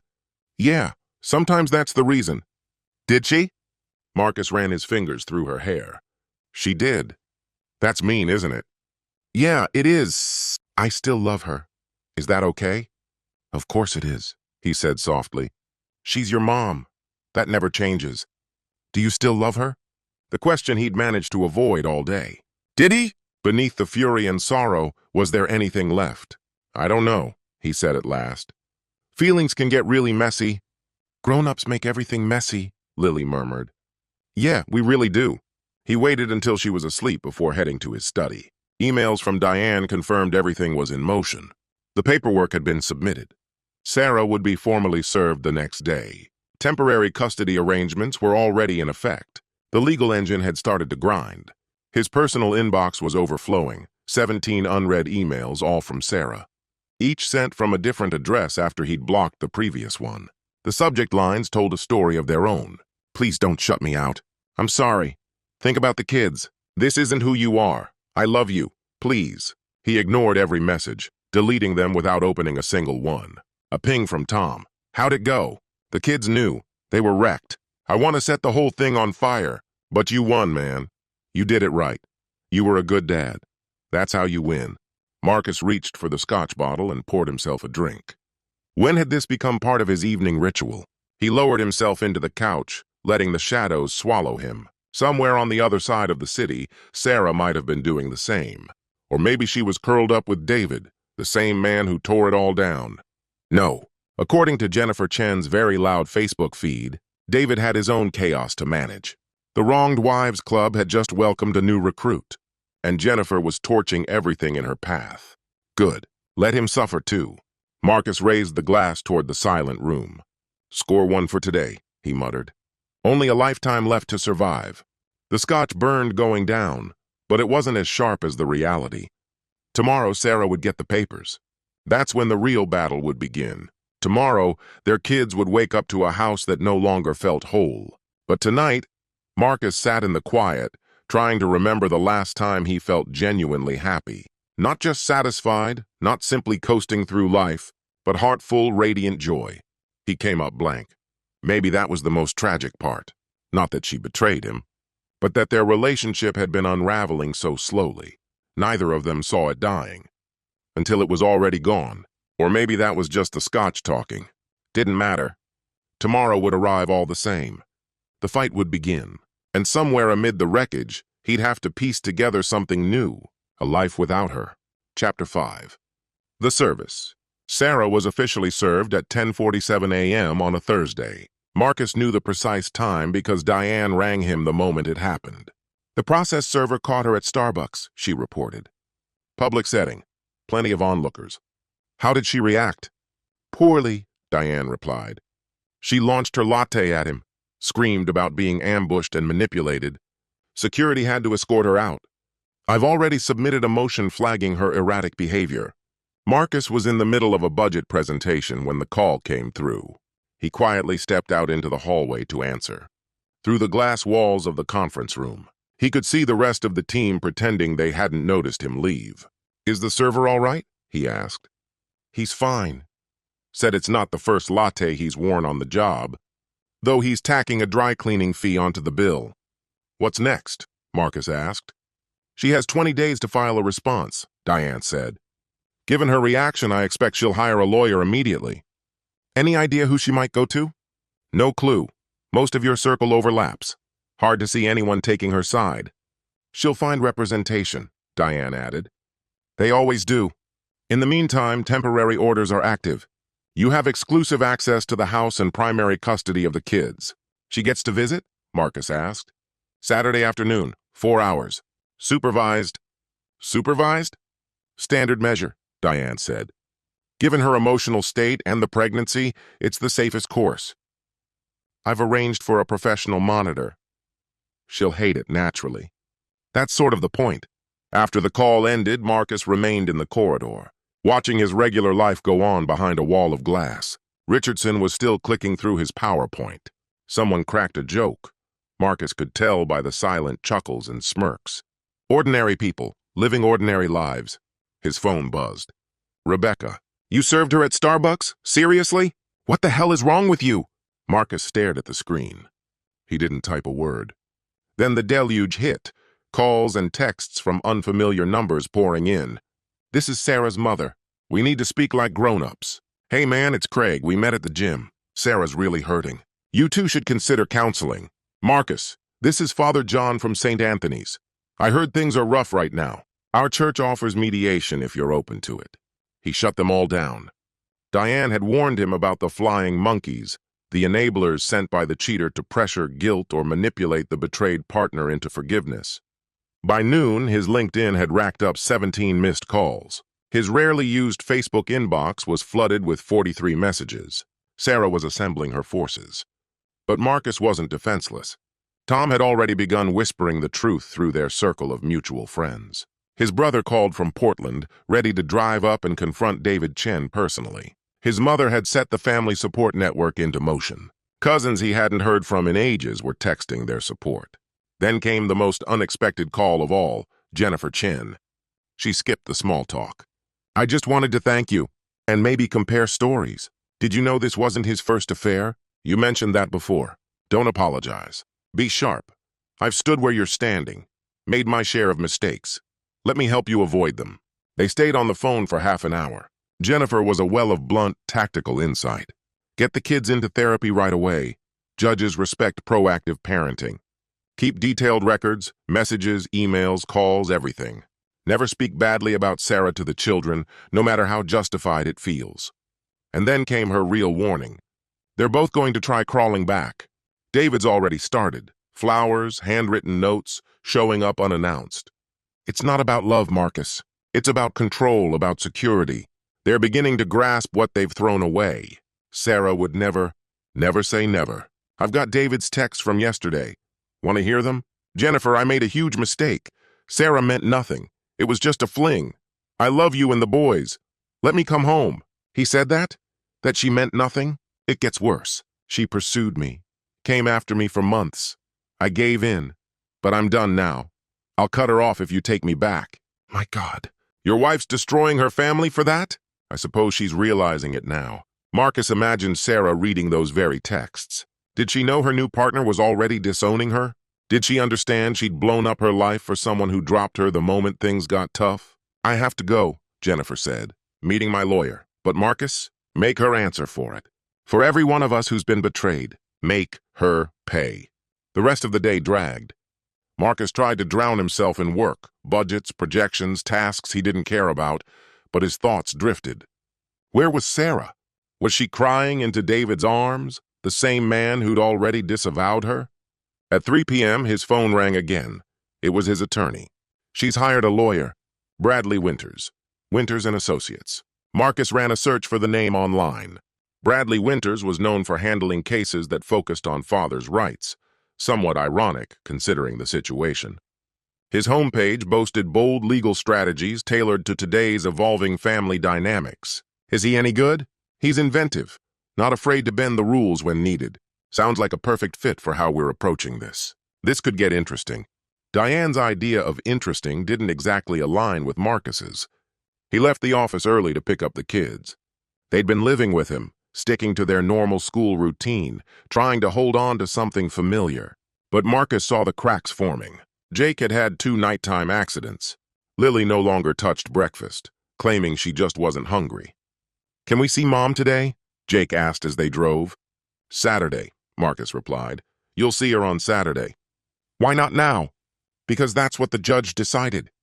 Lily's voice came from the back, soft and uncertain. Judges decide when we see Mommy? For the time being, yes. That's dumb. Yeah, Marcus agreed. It really is. Back at the house, he started preparing dinner while the kids worked on their homework. Everything felt oddly normal and not. He was slicing vegetables for stir-fry, using a recipe Sarah had taught him, when the doorbell rang. Through the peephole, he spotted a man in a wrinkled suit clutching a folder. Can I help you? Marcus Dalton? I have some documents that need your signature. Marcus didn't have to look to know what was inside. A response to the divorce filing, a motion to take over the house, a demand for the kids, a request for spousal support. He almost laughed at the absurdity. Alimony, for the woman who had dismantled everything they had. He scanned through the paperwork. $3,000 a month in support, half of all marital assets, primary custody. Then his phone buzzed. No caller ID, but he recognized the voice instantly. It was Bradley Winters, straight from the videos on his site. Mr. Dalton, Brad Winters here. I'm representing Sarah in the divorce. I'd prefer we keep this civil and talk directly. All future contact goes through my attorney, Marcus said. No need to be hasty. I think we can be adults about this. Marcus ended the call. A message popped up immediately. That was unnecessary. Your wife is frightened and expecting. Try to show some heart. He took a screenshot. Diane would enjoy the fact that they'd already broken protocol. At dinner, the kids barely spoke. It was too quiet. Finally, Lily looked up. Emma's mom and dad don't live together either. She says now she gets 2 Christmases. Maybe we'll have that too, Marcus offered. We'll see. I don't want 2, she said. I want 1 Christmas where everyone's here. I know, baby. I want that too. Then why can't we have it? How do you explain grown-up betrayal to a child barely old enough to spell the word?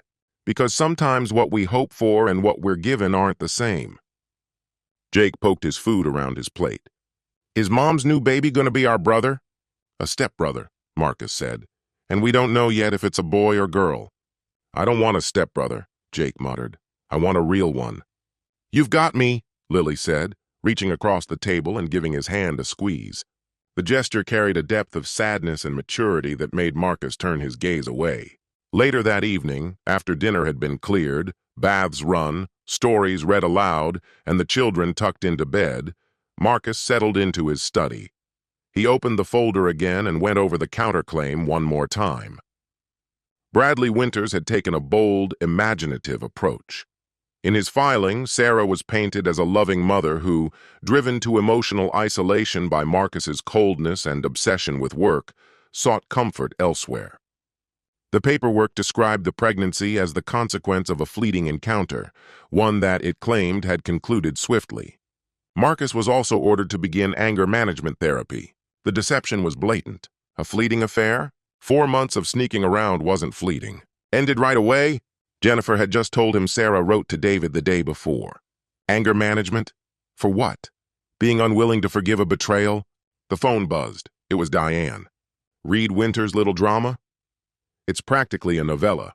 Creative, I'll give him that. But don't stress. The court will see through this circus. She's asking for spousal support. Can you believe that? I can believe anything. I once represented a woman whose husband stole $500,000 from her company, then had the nerve to demand alimony because he'd gotten used to first-class flights. People can be shameless. What's our move? We hit back, with evidence. Medical documentation of your vasectomy. Her gym attendance charged to your card. Phone records. We'll subpoena those next. The facts are in our favor. And the kids? Marcus asked. The way this is written, it sounds like I'm keeping them from her. You're complying with the judge's orders. Supervised visits on Saturdays. That's what the court decided. If she wanted more, maybe she shouldn't have gotten involved with her trainer. Diane's blunt honesty was strangely reassuring. She didn't sugarcoat, didn't use vague language or soften the truth. Sarah didn't slip up. She didn't make a bad choice. She deliberately started a relationship with another man. Multiple times. No protection. While married. Oh, and by the way, Diane added, I did a background check on David Chen. He's... something... Yeah? What came up? Twice sued for sexual harassment. Both cases settled privately. Apparently your wife isn't his only married conquest. Jennifer mentioned other affairs. There's a pattern, Diane said. I counted at least 4 similar situations in the past 5 years. Married women, clients, always ends the same way. Husband finds out, disaster ensues. So Sarah's in love with a repeat offender. We're absolutely using that, Diane confirmed. It speaks to her lack of judgment. What responsible parent brings someone like that around their children? They spent another hour mapping out their response. Subpoenas would go out the next morning for call logs, gym entries, credit card usage. David would be compelled to testify, to recount the relationship under oath. Sarah would be asked to complete a psychological evaluation. We're going to make this so painful, so costly, and so humiliating that she'll beg to settle, Diane said. Trust the process. After hanging up, Marcus poured himself a scotch, letting the burn settle as he stared at the glass in his hand. When had he become someone who fought this way? Just 6 months ago, he would have been horrified by the tactics they were now deploying. But 6 months ago, he still believed in Sarah. The phone rang again, a different number this time. It was her. I know you're angry, she said quietly, and maybe you should be. But please, think about what this is doing to the kids. They need me. I made a terrible choice, but I'm still the woman you married, still the one you loved. Please, he came close to replying. His fingers hovered over the screen, poised to unleash fury, heartbreak, and disbelief. But then Diane's words came back to him. Don't respond. Let her unravel on her own. So instead, he opened his photo gallery. Pictures of their wedding day, Lily swaddled in a hospital blanket, Jake toddling across the living room, beach trips, birthday cakes, 16 years' worth of life now draped in shadow. In each snapshot, he studied Sarah's expression. Was there unhappiness lurking in her smile? A subtle distance in her gaze? Had she checked out long before this year began? Or had something shifted recently, something he hadn't seen, buried as he was in work calls and budget reports? The specifics didn't matter anymore. Whether the collapse was gradual or abrupt, the result was the same. It was over. And it was Sarah who had ended it. He downed the last of his scotch and quietly peeked into the kids' rooms. They were asleep. Jake had kicked off his blanket again. Marcus gently covered his son and smoothed back his unruly hair. He needed a trim. Sarah usually took care of that. Just another detail he'd have to manage now. In his bed, still a strange concept, his bed, his room, He lay staring up at the ceiling, trying to picture the life ahead. Single dad, shared custody, weekend exchanges in neutral parking lots. One day introducing a new partner to the kids. One day watching Sarah carry another man's child. The thought turned his stomach. Yet beneath the nausea, something flickered. Was it relief? A sense of release? Maybe Jennifer had been right. The relationship had been hollow for years. Whatever spark they'd once had was long gone, replaced by calendar reminders and logistics. They weren't lovers anymore, barely even friends. Just two people parenting under one roof. Maybe Sarah had only been the first to admit it. No, that made her sound brave. She wasn't brave. She was selfish. She was cowardly. She was cruel. She could have said something, asked for help, suggested therapy, filed for separation. But instead, she'd chosen to lie, to betray, to give her body to someone else. And now they all had to suffer for it. It was 2 a.m. In 5 hours, he'd be up again, making breakfast, filling lunchboxes, doing his best to provide stability, while Sarah played the wounded party, crafted narratives, spun her lies. Tomorrow would bring more confrontations, more legal wrangling, another layer of innocence peeled from his children. But in the quiet of that night, in the emptiness of his bed, Marcus allowed himself a single sharp-edged moment of hatred. Not toward David Chen, just another predator following instinct. But toward Sarah, the woman he'd given his whole heart to, the one who had vowed fidelity, who had sworn to stand beside him, and then turned that promise into a weapon. "I hope it was worth it," he said aloud. The silence didn't respond. Chapter 6. The Unraveling. Saturday dawned under a typical Seattle mist, the sky a dull gray curtain. By midday, Marcus had the kids dressed, packed, and ready to go. Their overnight bags had been assembled with more precision than usual. They were headed to a monitored visitation session, held at a neutral family facility in Bellevue, a place specifically designed for high-conflict custody arrangements. "Why can't Mom just come here?" Jake asked again for the 5th time. Marcus gave the same answer he'd given the previous 4 times. "The judge says we need to meet at a special place for now." Lily, confident in her 8-year-old wisdom, chimed in. "It's 'cause they're getting divorced," she explained to her brother. "Emma told me. When parents split up, they have to meet with strangers watching." The family center itself looked like someone had tried to cross a daycare with a therapist's office. The walls were painted in cheerful hues, but no amount of color could erase the heavy undertone of sadness. A woman greeted them in the lobby. Patricia, her name tag read. Middle-aged, with a kind but professional tone. "Mr. Dalton?" she asked. They had everything ready in room 3. Sarah hadn't shown up yet. She was running 15 minutes behind. When she eventually entered, Marcus almost didn't recognize her. She looked thinner. Stress had clearly taken its toll. Her once flawless hair now hung lifeless. But it was her eyes that hit him the hardest. The spark he'd fallen for nearly 2 decades earlier was gone, replaced by a vacant, pleading look. "Mommy!" Jake rushed toward her, and she caught him in an almost desperate embrace. "My baby." "Oh, my sweet, sweet boy. I missed you like crazy." Lily hesitated, clearly torn between her longing for her mother and loyalty to her father. Sarah caught the hesitation, and her expression crumbled. "Lily Bean," she said softly. "Don't I get a hug too?" Lily approached slowly. The embrace was stiff, dutiful rather than warm. Sarah's eyes welled up with tears. "All right, kids, let's head to the playroom," Patricia said smoothly, stepping in. "Mr. Dalton, pickup is at 4. Marcus didn't want to leave. He wanted to be there, to shield his kids from whatever emotional games Sarah might try. But the court order left no room for interpretation. 4 hours. He drove without direction, eventually landing at a sports bar where no one knew him. The Seahawks were on. He ordered a beer, feigning interest in the game while his thoughts spun. His phone buzzed. Jennifer Chen.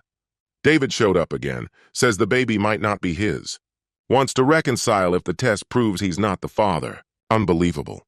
"Marcus, what did you say?" "Jennifer. Told him I hope it is his.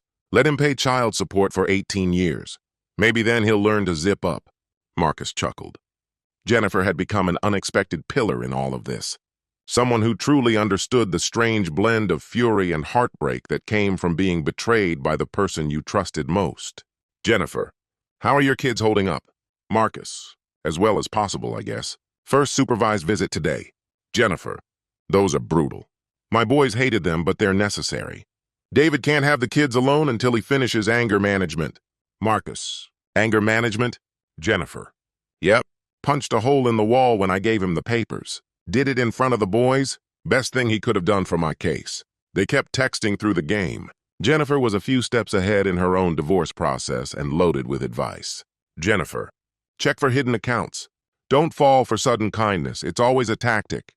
Keep the kids in therapy no matter how fine they say they are. By 3:45, Marcus made his way back to the visitation center. Through the observation window, he could see the people who had once been his family. Sarah sat cross-legged on the floor with the children, reading aloud from a book. Jake leaned into her, snuggled close. Lily sat off to the side, quietly building with blocks but listening. It was eerily familiar, like 100 other Saturday afternoons from their old life. Except now Patricia was watching from the corner, jotting things in her notepad. Except now there was a cold, ticking clock on the wall, counting down. Except now everything was different. At precisely 4 o'clock, Patricia opened the door. I'm afraid time's up. The goodbyes were gut-wrenching. Jake clung to Sarah, weeping uncontrollably. Lily gave her a quick hug, then walked to Marcus without a backward glance. Sarah looked devastated. Please, she said to Marcus, her voice cracking as she held Jake. This is destroying them. Can't we figure something out? Talk to your lawyer, Marcus replied, gently pulling Jake away. I love you, Sarah called out as they walked off. It wasn't clear whether she meant the kids or all three of them. In the car, Jake sobbed until he fell asleep. Lily just stared out the window, saying nothing. She looks really upset, Lily finally said. Yeah, he replied. She does. Good. The bitterness in his 8-year-old's tone jolted him. Lily, she made us feel awful, he reminded her gently. Now she feels awful. That's fair. It's okay to be upset, he said, but it's also okay to still love her. She's still your mom. I know, Lily whispered. That's what makes it harder. Back at the house, Marcus cooked their go-to comfort meal, homemade mac and cheese complete with sliced hot dogs. Something warm and familiar in the midst of emotional wreckage. Jake barely touched his plate, absently stirring the food, his eyes still swollen from earlier tears. Mom said next time we could go to her new place, he mumbled. What new place? She said she got an apartment. She even made a room for us. This was news to Marcus.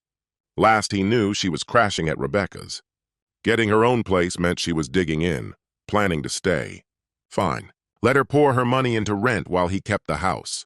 We'll see what the judge decides, Marcus told them. I hate judges, Jake muttered. Same, Lily added. Make that 3 of us, Marcus said. That earned him a couple of tentative smiles. After dinner, the night continued in its uneasy rhythm. Homework, bath time, bedtime stories. Once the kids were down, Marcus opened his laptop. There was an email from Diane waiting. Opposing counsel had filed for an emergency hearing. Sarah was claiming the supervised visits were harming the kids emotionally. Hearing scheduled for Monday. Don't stress. Patricia's evaluation would take care of it. The kids had been fine until drop-off. Clear evidence of coercion. Patricia's report was attached. Even with the clinical phrasing, the dysfunction screamed through the lines. Mrs. Dalton was visibly distressed, disorganized, and emotionally unstable. She persistently brought up adult issues with the children, even asking them to tell their father they wanted to live with her. When redirected, she wept and told the children, "This isn't Mommy's fault." Marcus poured himself a scotch. When had he started buying the stuff in bulk? He kept reading. The younger child, Jake, seemed glad to see his mother. The older one, Lily, exhibited signs of emotional role reversal, trying to regulate her mother's distress. When Sarah cried, Lily had said, "It's okay, Mom." His daughter, just 8, was being forced to care for the adult in the room. The anger he'd been holding back all day finally burst through. He grabbed his phone, unblocked Sarah, and began typing furiously. "How could you do that to Lily? She's a child. She shouldn't have to console you. You're the one who—" He stopped, erased it, reblocked her number. Diane had been right. Don't take the bait. Let the professionals document her behavior. His phone buzzed. Tom, how'd it go? Like watching your kids' hearts get torn apart in slow motion. Christ! Want some company? Honestly, I'm not great company tonight. Perfect, I'll bring beer. Tom showed up half an hour later, a 12-pack in one hand and a bag of Chinese in the other. Figured you probably forgot dinner. He had been. The macaroni and cheese had been meant solely for the children. Despite the light rain, they sat outside on the back porch. Seattle guys don't flinch at drizzle. After his second beer, Marcus said, Lily told Sarah she should feel sad. Sharp girl, Tom replied. Takes after her dad. I just don't want her growing up angry, Marcus went on. Hating her mom. She won't, Tom said. Kids bounce back. But they don't lie. She's sad because of Sarah, Marcus muttered. Now Sarah's the one feeling it. A kind of karmic cycle. When did everything get this messed up? Marcus asked. Tom paused to think. Probably around the time Sarah decided her trainer's abs mattered more than her marriage. That's not what it was about. No. She claims I wasn't there emotionally. That I was always too wrapped up in work. Total crap. Is that so? Marcus asked. When was the last time Sarah and I had a real date? Did they talk about anything other than kids and bills? Was there an intimacy that wasn't just another routine job? So you weren't husband of the year. Welcome to the human race. You know what adults do when they're unhappy? Tom said. They talk. They don't sleep with their trainer. Marcus let out a reluctant chuckle. The trainer? He echoed. What else do you call him? A glorified gym employee with decent shoulders.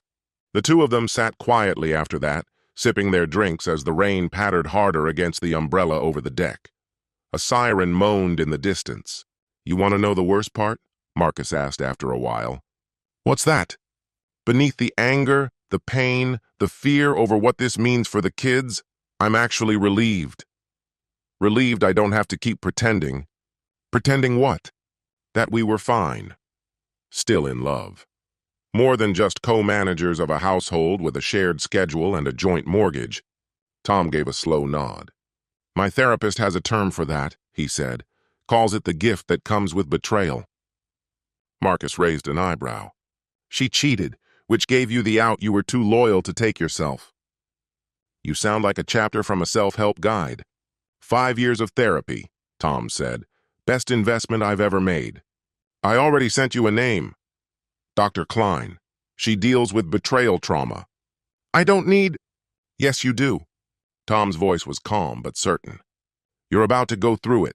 Anger, grief, bargaining, the whole spiral. And somewhere in there, you're going to consider taking her back. Not a chance. Never say that, Tom warned. She'll wake up to what she threw away. Come back begging, swearing she'll never talk to Jim Guy again. Say she wants to fix it. For the kids. She's pregnant with his child, Tom. I've seen men forgive worse, Tom said quietly. Raise someone else's kid just because they're too afraid to start over. Not me, Marcus muttered. His phone buzzed. Unknown number. He nearly let it go to voicemail, but something made him answer. Mr. Dalton, it's David Chen. Marcus blinked. The audacity. How the hell did you get this number? That's not really what matters. We need to talk, man to man. We don't need to talk. I think we do. In fact, I think there's a lot we need to go over. There was a pause. Then, starting with the fact that I'm not convinced the baby is even mine. Marcus actually laughed out loud. Are you kidding me right now? Sarah had been involved with someone before me. I'm starting to think she's been playing both sides. Goodbye, David. Wait. Listen, I get that you're furious. Honestly, you should be. But what if we're both just collateral damage? Collateral damage? You were with my wife for 4 months. That doesn't make you a victim. She said you two were separated. That there hadn't been anything between you for years.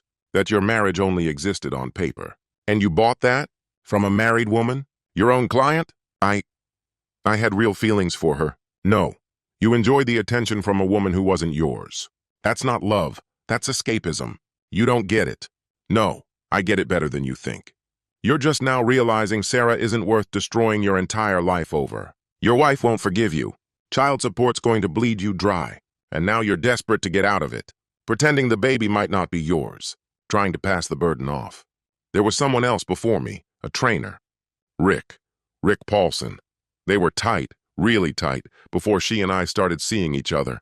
I don't care if she slept with half the staff at that gym. She was my wife. You knew that. You went ahead anyway. Now you have to deal with what comes next." Marcus ended the call. Tom had been listening the whole time, wide-eyed. Did he just try to deny the baby's his? Yep. Now he's saying Sarah might have hooked up with some other trainer before him. Jesus, it's like a daytime drama. My life is a bad daytime drama, Marcus muttered. They finished their beers and shifted to safer subjects: football, their jobs, Tom's latest misadventures in dating. But when Tom finally headed home close to midnight, the house felt even more hollow. Marcus checked in on the kids. Both were fast asleep. Lily had kicked off her blanket, just like her mother used to. He tucked it around her gently, wondering how much of Sarah echoed in their daughter. The stubborn streak was obvious. The sharp sense of humor, the way she could see right through lies. Would Lily someday leave a trail of broken hearts like Sarah had left his in pieces? Or would she learn from the damage her mother caused? Back in his office, Marcus opened the credit card statements Diane had subpoenaed. With every line, the picture became clearer. Lunches at cafes close to the gym.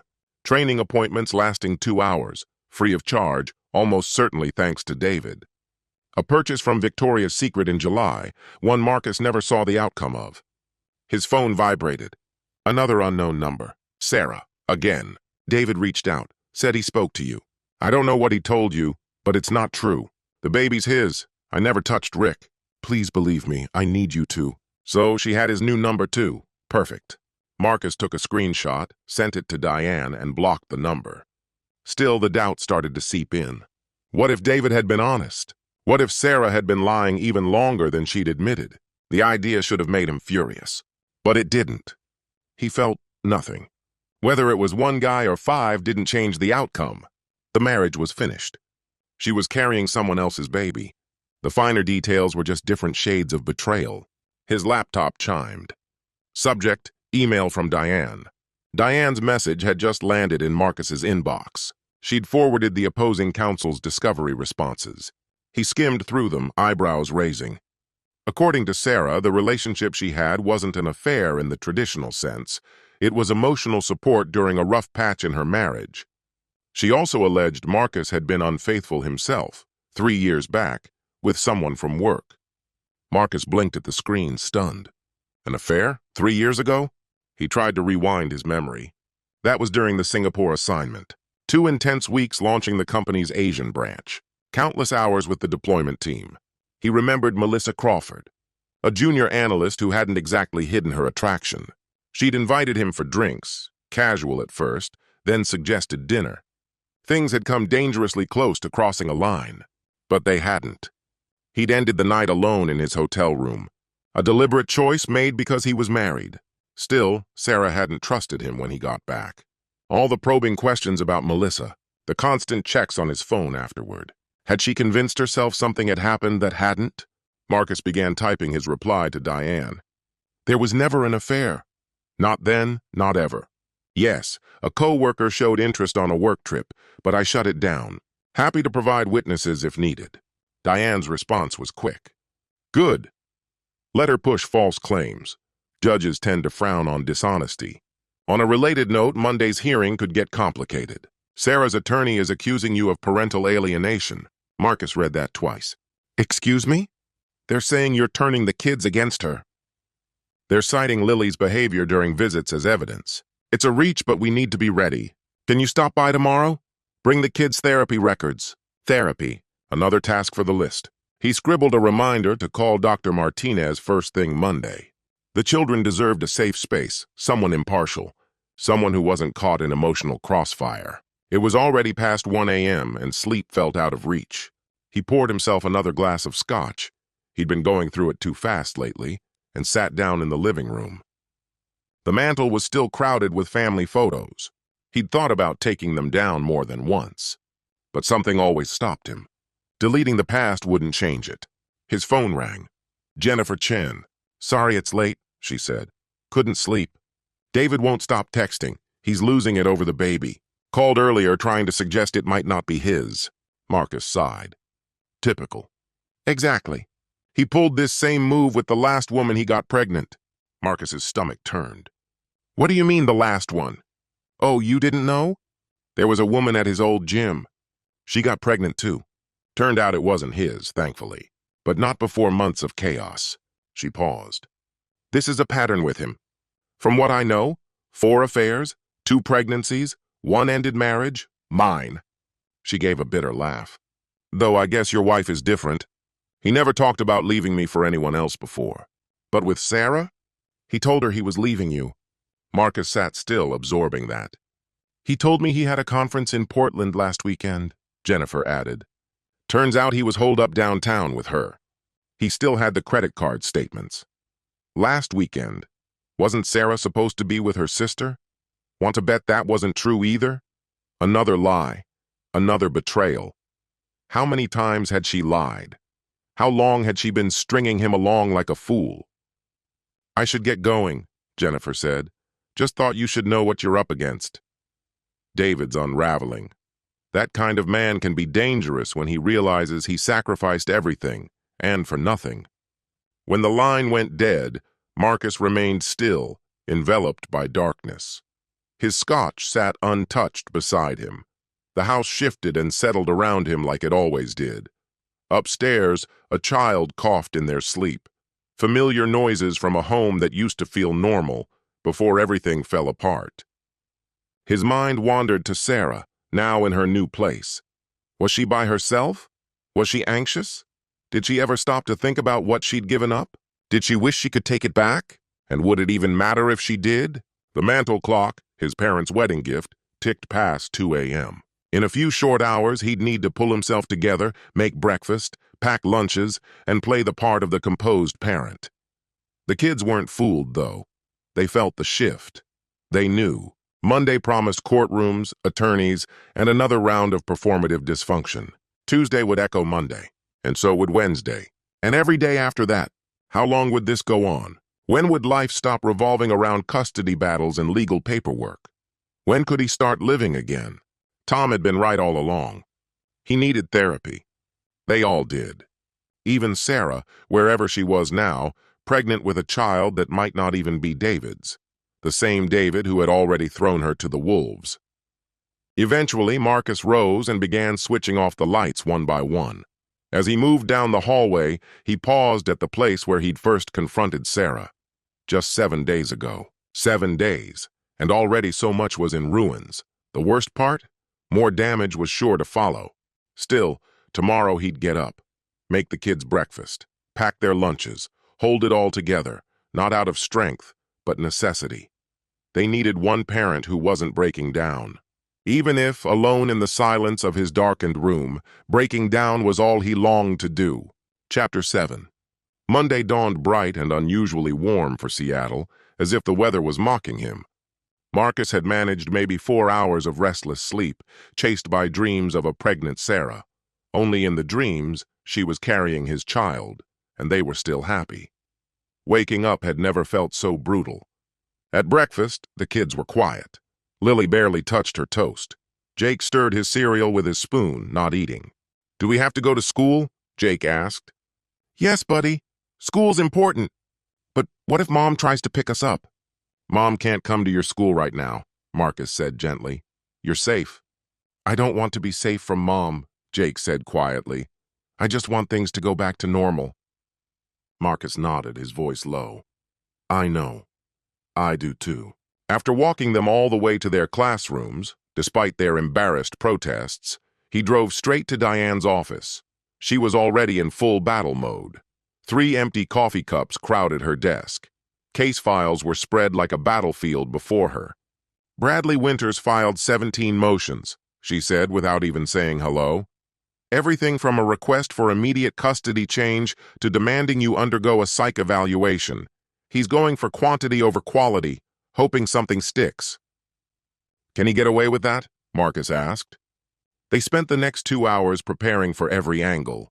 Diane drilled him on his relationship with the children, Sarah's recent behavior, and what led to discovering the affair. David's recent claim about not being sure he was the father especially caught her attention. If there's any doubt the baby isn't David's, that's big.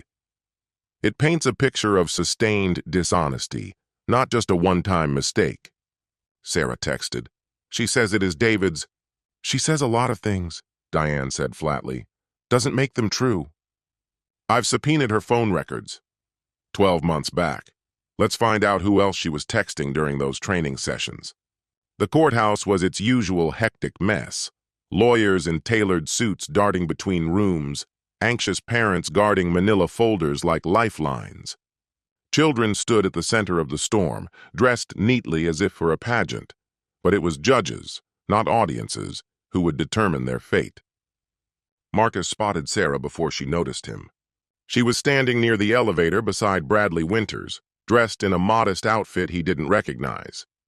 Her pregnancy was barely visible, or perhaps his mind was playing tricks, eager to find proof of what he perceived as her betrayal. She turned and their eyes locked. In that instant, the chaos of the courthouse seemed to recede into silence. She looked worn out, afraid, remorseful. Then Bradley touched her arm, and whatever had passed between them shattered. Her features tightened, became guarded. "Mr. Dalton," Bradley greeted him with a practiced grin and an outstretched hand, all charm and diplomacy. "I hope we can come to a peaceful resolution." Marcus ignored the gesture. "All communication goes through our attorneys." Bradley's smile didn't falter. "Now let's be reasonable adults about this. Is something wrong?" Diane Hartwell's voice cut through the tension as she approached, poised and commanding in designer tailoring. "Mr. Winters, you're well aware you shouldn't be addressing my client directly. I'm only trying to maintain civility, Diane. Something you might try once in a while. I'll consider it when your client stops spreading lies about mine." The courtroom itself was underwhelming, more boardroom than Grand Hall of Justice. Judge Harrison sat behind a simple desk elevated just enough to remind everyone who held authority. He looked like a weary grandfather who had presided over too many fractured families. "I've reviewed the case materials," he began without pleasantries. "To be honest, I'm shocked by the sheer volume of filings. This is a custody hearing, not a war crimes tribunal." Bradley rose to speak. "Your Honor, my client has been unfairly denied contact with her children, and the reasons given are speculative at best." "Sit down, Mr. Winters.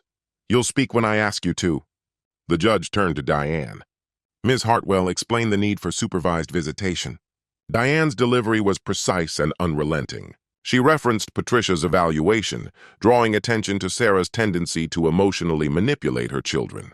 She submitted lab work confirming the pregnancy and documentation of Marcus's vasectomy. Her argument was surgical. Sarah had dismantled her own family over a 4-month affair and was now attempting to turn her children into pawns. "These children deserve a consistent, grounded environment," Diane stated.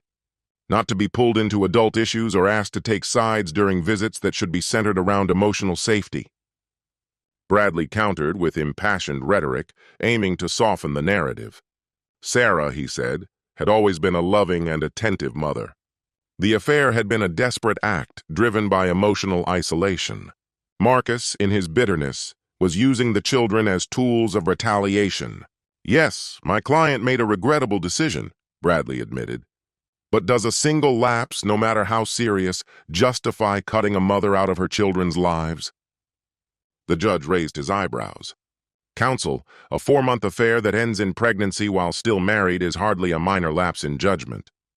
Throughout the exchange, Marcus watched Sarah. She kept her hands resting gently on her midsection, whether shielding the child or hiding it, he couldn't say. She leaned in occasionally to whisper something to Bradley, who brushed her off without looking. She seemed smaller than he remembered, as if she'd shrunk beneath the weight of her choices. Then, without warning, the judge said, "I'd like to hear from Mrs. Dalton." Sarah rose, her legs shaky. "Your Honor, this is your family, Mrs. Dalton. Your children. Help me understand what led us to this point." Sarah looked toward Bradley, who gave a subtle nod of encouragement. "I love my kids more than anything," she said haltingly. "I made a terrible mistake, but I'm still their mother. They need me. They need stability," the judge interjected. "They need parents who put their needs first. Were you thinking of them when you entered into an affair?" "I wasn't thinking clearly. Not for 4 months. Sarah's voice fell to a hushed tone. "No, Your Honor." "And now you're expecting a child with another man." How exactly do you plan to explain that to children who are 8 and 6? I don't know, Sarah whispered, tears beginning to well up. I can't explain how everything unraveled. All I know is I can't lose my children. You should have thought about that sooner, Judge Harrison replied, his tone not harsh but resolute. Choices have consequences, Mrs. Dalton. Especially for parents, Marcus felt a flicker of compassion he hadn't expected. Sarah looked like a shadow of the woman he once knew. Gone was the self-assured partner who could balance her design work and the kids' lives without missing a beat. Now she stood before him, hollowed out by regret and choices she couldn't undo. Then he remembered the last visitation, Lily comforting her mother instead of the other way around, and that compassion vanished. I see no reason to alter the current custody terms, Judge Harrison continued. For the time being, visitation will remain supervised. He turned to both parents. That said, I'm mandating co-parenting counseling for you both. These children didn't ask for this mess. Your Honor, Bradley interjected, my client has— What your client has, the judge interrupted, is an opportunity to regain her children's trust under structured and safe conditions. You should count yourselves lucky I'm not imposing further limitations, given the emotional manipulation noted in the supervisor's report. A new hearing was scheduled for 6 weeks later. I expect tangible improvement by then, Judge Harrison said. Real change. Not more of these. He waved a hand at the towering stack of documents. Legal performances. Is that understood? Yes, Your Honor, both attorneys replied in unison. Once outside the courtroom, Bradley tried to frame the outcome positively. 6 weeks gives us a window to show stability, and the counseling order means the court still believes in reconciliation. Sarah wasn't convinced. She stood apart, her gaze locked on Marcus with a look that was all grief and confusion. Can I talk to him? She asked Diane softly. Just for a minute? Diane glanced toward Marcus, who gave a reluctant nod. 2 minutes, Diane said. I'm watching the time. They moved to a secluded part of the hallway. The first time they'd been truly alone since that night. Up close, Marcus could see the toll everything had taken. The fatigue of pregnancy etched under her eyes, the paleness in her skin that makeup couldn't cover. I know you hate me, Sarah began. I don't hate you, he said, surprising even himself. I hate your choices. I hate what those choices did to our children. But no, I don't hate you. I didn't mean for any of this. Don't, he cut in gently. We're past intent now. She nodded faintly and folded her arms tightly across her chest. How are they? She asked. Really? Jake had another bedwetting incident last night. Lily made his lunch this morning. Said I never cut the sandwiches right. They're hanging in there. Her voice cracked. I'm so sorry. Sorry doesn't undo this, Marcus replied. I know, she whispered. It's just, I don't even recognize myself anymore. The gym was meant to help me feel better. David seemed nice. He talked to me. He listened. I felt, noticed, for the first time in so long. We lived together. You could have talked to me? When? She said bitterly. Between your Zoom meetings and your late-night emails? Between the deadlines and board presentations? So instead of therapy, you turned to your personal trainer? She recoiled. It wasn't like that. Then explain it to me, he said, anger giving way to pain. Help me understand how my wife, my partner of 16 years, chose to blow up our family for a guy who counts reps and posts motivational quotes on Instagram. You just don't understand, Sarah choked out, tears spilling again. You never did. I disappeared, Marcus. I stopped being a person.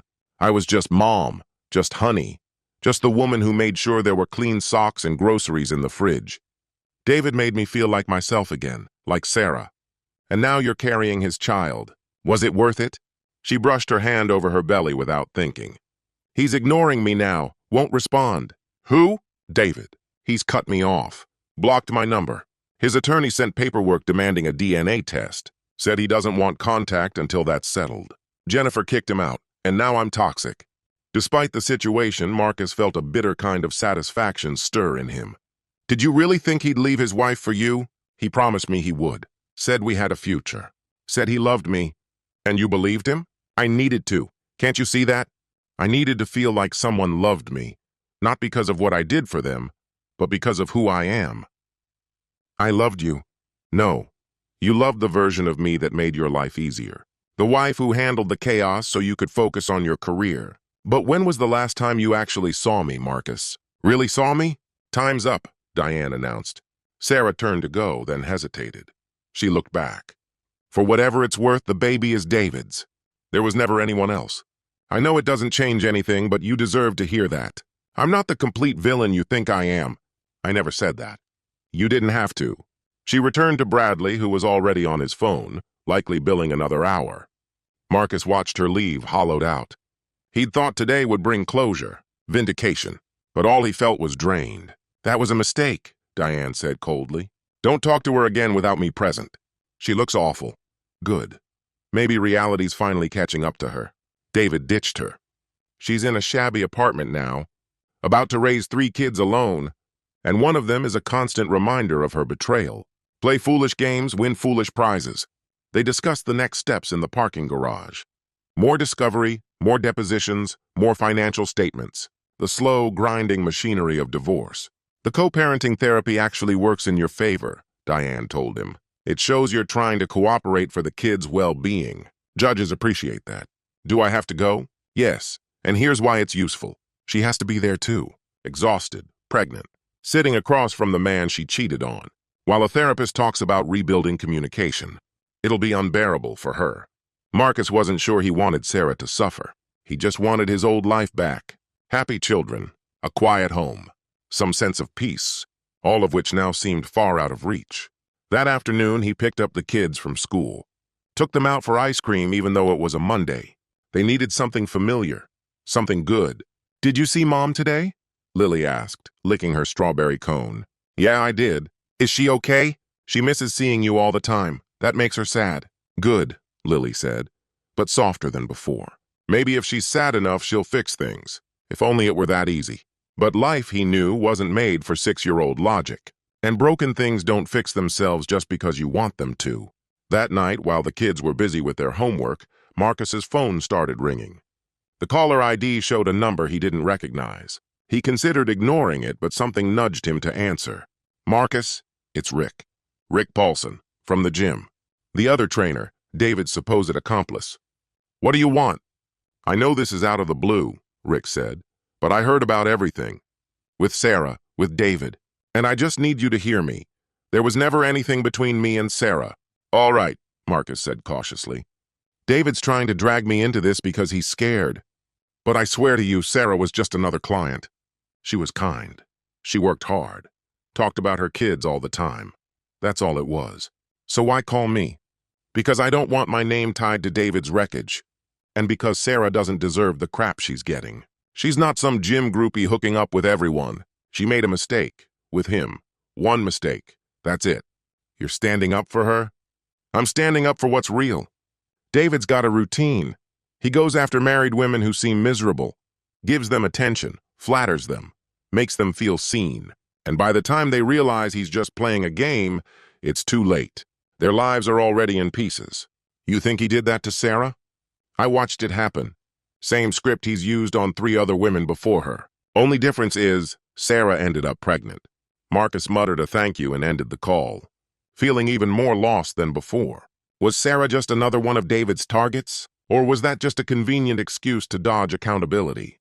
He was still wrestling with it when Jake appeared in his office doorway. Dad, I can't sleep. Come here, buddy. Jake climbed into his lap, carrying the scent of soap and childhood innocence.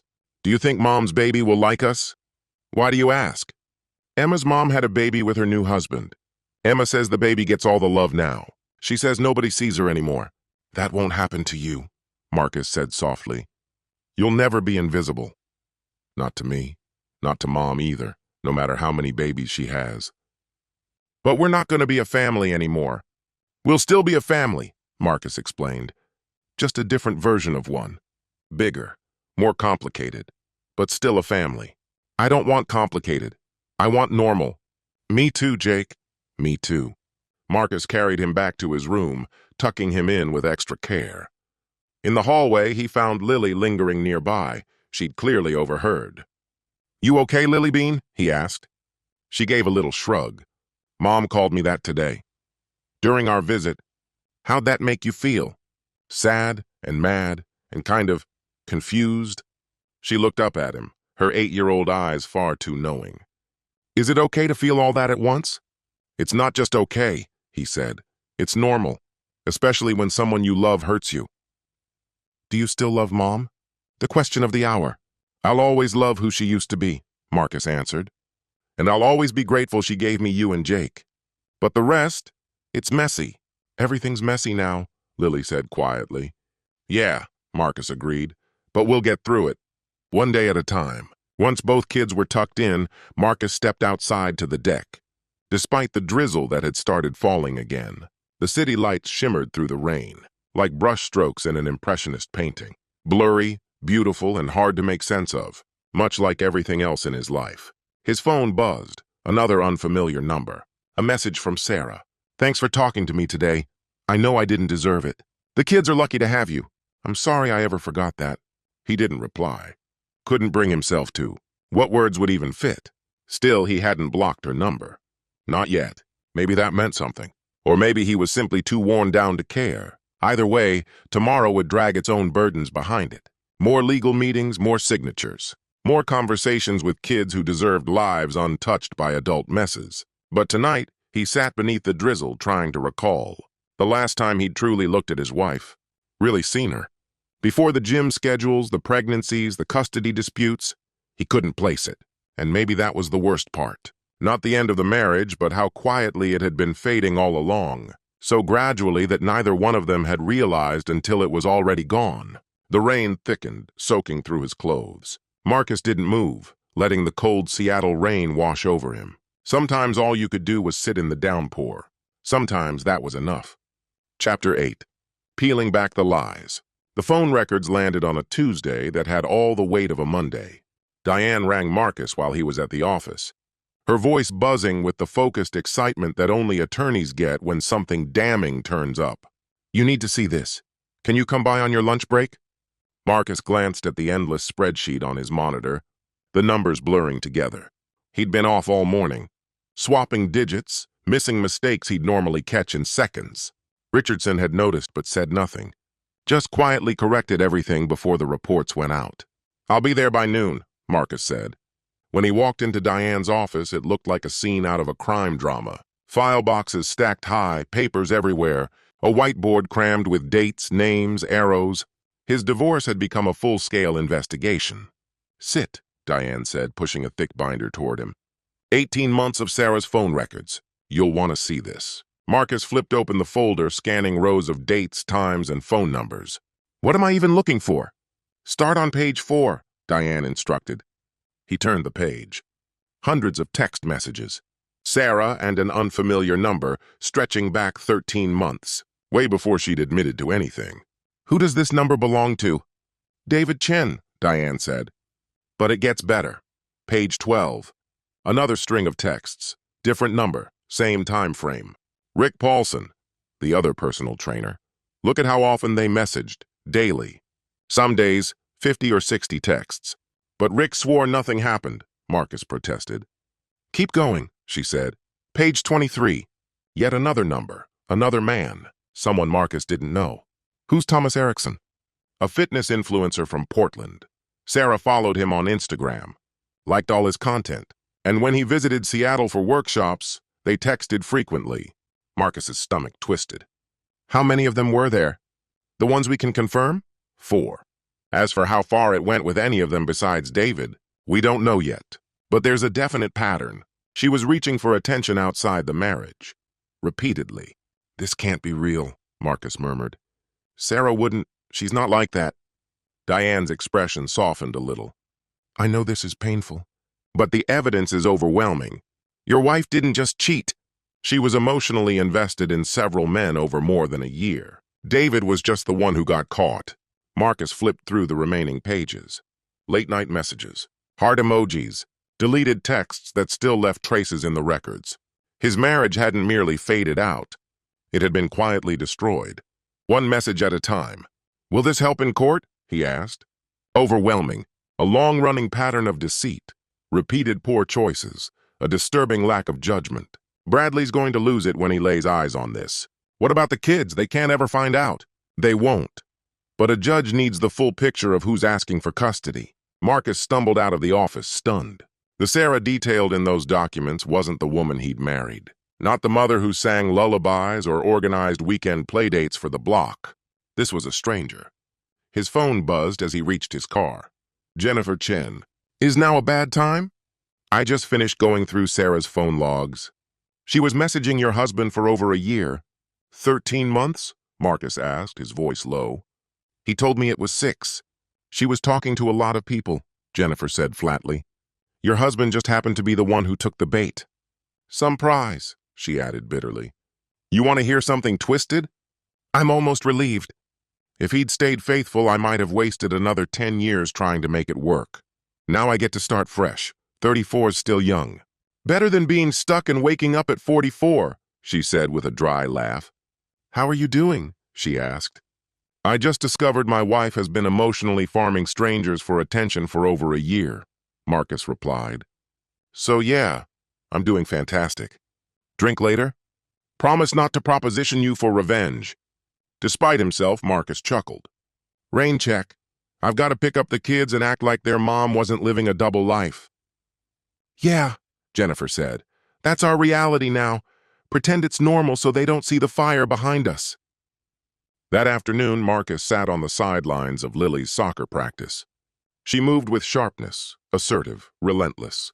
She snatched the ball from others with a fierce kind of focus he hadn't seen before. The coach approached quietly. She's changed, he said, playing harder, fiercer. Is everything all right at home? Her mom and I are separating. Got it, the coach nodded. She's channeling it at least. Some kids just freeze up instead. Was anger redirected into sports somehow better? Marcus couldn't say. Later, Jake's teacher pulled him aside during pickup. He's more anxious lately. Clings to me when you're late, even by a minute. Maybe we should talk about giving him some extra support. Support, therapy, counseling. His 6-year-old needed help from professionals because his mother couldn't stay loyal. The cruelty of the thought stunned him. When had he gotten so bitter, so harsh? But the messages echoed in his mind. Over a year's worth, maybe more. While he logged overtime to cover Sarah's boutique gym membership, she was using that place to collect new contacts. In the kitchen, chopping vegetables, his phone vibrated. Same unknown number from the records Diane had shown him, the one Sarah had messaged most frequently. The records don't explain everything. Can we talk, please? For the kids? He hovered over the block option. But instead he typed, the kids don't need to know their mom was sexting half of Seattle. It wasn't like that. They were just conversations. Friendships. You don't text friends at 2 in the morning. You were asleep. I was lonely. Someone needed to hear me. And David? Was he just a listening ear too? That was different. That was a mistake. The rest were just words. Words. Is that what we're calling them now? What exactly do you want from me, Marcus? Do you want me to admit I was drowning in loneliness within my own marriage? That I felt more like furniture than a person in our house? That I clung to anyone who made me feel seen? Fine, yes, every bit of it is true. But I only slept with David. Christ, Sarah. I'm not justifying it, but don't turn me into some chronic adulterer. It was one awful, regrettable choice. After 12 months of reaching out in all the wrong emotional ways. A year of feeling like a ghost trapped in her own life. Marcus stared down at his phone. Part of him wanted to empathize. Another part itched to send her a spreadsheet of every midnight message she ever sent. The kids are here. Don't text again. He blocked her number, turned away, and returned to the task at hand. Dinner. Spaghetti and meatballs. The kids' favorite. A routine meal in the middle of a broken reality. Dad, that's not how you do it, Lily said as she watched him pour out the pasta water. Mom always keeps some for the sauce. Then you better come teach me how Mom does it. She did. 8 years old, already safeguarding family rituals. Jake silently set out the plates. 4 of them. He paused, hesitated, then put one back in the cupboard. Too aware for his age. After they ate, it was time for homework. Marcus helped Jake sound out words, while Lily tackled her math problems without assistance. She had always been capable, but now her independence felt more like mistrust, as if she'd learned that adults might let her down. Dad, Jake said, slowly decoding a sentence. What's custody? Marcus looked at the page. A story about a bear family. That word wasn't there. Where did you hear that, buddy? Emma told Lily it means picking who you live with. Do we have to pick? No, nobody's asking you to choose anything. But what if Mom's new baby needs her more? What if she picks the baby? She won't. You and Lily come first. Always. Do you promise? I promise. Still, as the words left his mouth, Marcus wasn't sure. Sarah had already chosen David over them. Why not his child too? Bedtime brought new worries. Lily had to check every lock in the house herself. Jake insisted on sleeping with a baseball bat beneath his bed. A bat? What for? Marcus asked. In case bad guys come? There aren't any bad guys coming here. Mom was one of the good guys and she left. So maybe the bad guys come when the good guys go. A 6-year-old's logic, and it shattered Marcus in ways he couldn't express. Once they were asleep, he sat down with his laptop and a beer. His inbox was full. One message from Dr. Martinez confirming Thursday appointments for both children. One from Diane reminding him about legal filing deadlines. One from his mother asking if he wanted her to watch the kids over the weekend. Then he saw it. An email he hadn't expected. From Sarah's work account. He hadn't thought to block that one. Subject, the truth. Marcus, I know you're furious. I know I've wrecked everything. But before Diane convinces you I'm nothing more than a habitual cheater, please, hear me out. Yes, I messaged other men. Yes, it crossed boundaries. But you need to know why. Do you remember when you got that big promotion 3 years ago? You were elated, and I was proud. But that's when everything began to shift. You started traveling all the time, weekends blurred into workdays. Even when you were physically back, your presence never followed. I tried reaching out. Do you remember that evening I told you we were growing apart? You assured me the chaos would ease up once the fourth quarter ended. But Q4 slid into Q1, and suddenly this pace became permanent. I got a gym membership because I felt like I was fading, not just from you, from myself. I'd become an unseen engine, running the home, the kids, the calendar, while you climbed higher in your career. At first, the texts were harmless. Rick saw I was struggling with a new workout. He struck up a conversation. He asked how my day had gone and listened to my answer. Do you know how long it had been since someone did that? Not asked what time dinner was or who had soccer practice, but genuinely wanted to know how I was. Then I met Thomas at a fitness seminar. We bonded over art and creativity, both of us stuck in lives that felt too small.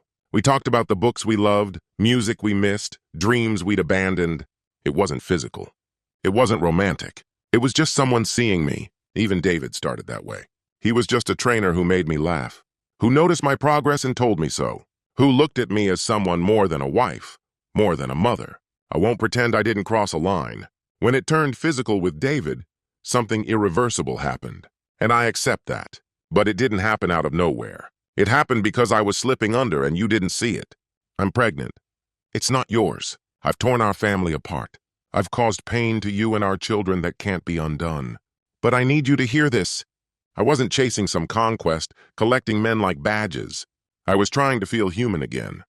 I loved you. I still do. But somewhere along the road you stopped looking at me, and I got too tired to keep yelling into the silence. Sarah Marcus read the message once. Then again. Then a third time. Each time it pierced differently. His phone buzzed. Tom was calling. Not a great time, Marcus said, voice low. Just finished reading Sarah's manifesto. Apparently I'm to blame for her texting 4 different guys. Of course, Tom scoffed. Same old script. Melissa said the same thing. I worked too much, so naturally she had to sleep with her yoga instructor, right out of the cheater's playbook. But Marcus hesitated. What if there's truth in it? What if I did check out? Don't, Tom cut in, voice sharp. Even if you were the worst husband in existence, which you weren't. She had choices. Therapy, a conversation, hell, even divorce. She didn't have to cheat. She chose to, I know, but... No, but. Did you go message strangers every time you felt ignored? Did you start scoping out affairs while lifting weights? No. Then stop carrying her blame. She made her decisions. And now she lives with the fallout. After Tom hung up, Marcus sat alone in the dim living room. The silence pressed in. The house felt massive and hollow. He thought about Sarah's email. And that promotion, 3 years ago, she wasn't wrong. Things had shifted back then. Longer shifts, more flights, constant tension. Still, she'd claimed she got it. Told him she admired his ambition. Spoke of partnership, of building a future side by side. Were those just empty words? Or had she believed them once, before solitude fermented into bitterness? A soft chime came from his laptop. An email. Sarah again. I'm sorry. I shouldn't have sent that. I know you don't want contact. It's just, I'm afraid. I feel alone. I miss how things were. I miss us. I miss being a family.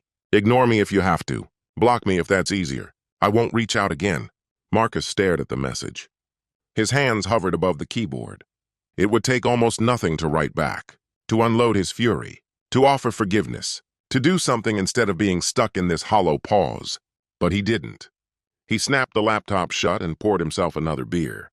By Wednesday, a fresh crisis had arrived. David Chen, apparently eager to complicate Marcus's life further, showed up at his office. Security called up first. There's a David Chen here. Says it's urgent. Tell him to leave. Tell him I'll involve the cops if he doesn't. 10 minutes later, another call. He won't go. Said he'll sit here all day if he has to. Marcus went down expecting a fight. David was in the lobby, looking like the last 2 weeks had aged him 5 years.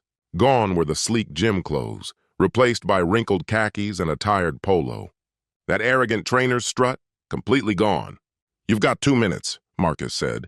After that, security drags you out. I need your help. You must be out of your mind. Jennifer's destroying me. She's blackballed me from every fitness center in Seattle. I can't get hired anywhere. I'm not even allowed to see my kids. My own family won't take my calls. You think I can fix that? She listens to you. She respects you. Because you slept with my wife. I know. And I'm sorry. I really am. But I'm losing everything. Good. I'll do anything. I'll testify that Sarah went after me. That she lied about your marriage. I'll say whatever you need to win in court. I don't need a damn thing from you. What if the baby isn't mine? Would you want a paternity test? Even if it's not yours, it's not mine either. David's shoulders sagged, the fight draining from him. I wrecked my life for someone who won't even take my calls now. How dumb is that? Exceptionally. Now get out. She said you were abusive, you know. That you were controlling. Said you barely spoke to her for months. And then blew up when she didn't feel like being close. Said you treated her more like staff than a partner. Marcus stopped cold. She accused me of being abusive? Emotionally, yeah. That's what she said. And I wanted to believe it. Made what I did feel less awful. David let out a bitter, self-mocking laugh. Only now does it hit me. Maybe she just told me what I needed to believe, just as I gave her the words she wanted to hear. And what were those words? That she was captivating, irresistible, that I would give up everything for her.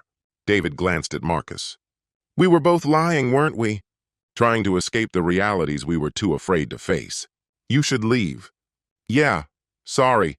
It's just, I gave up my whole life for a dream, and now she's carrying my child and won't even return my calls. Talk about payback.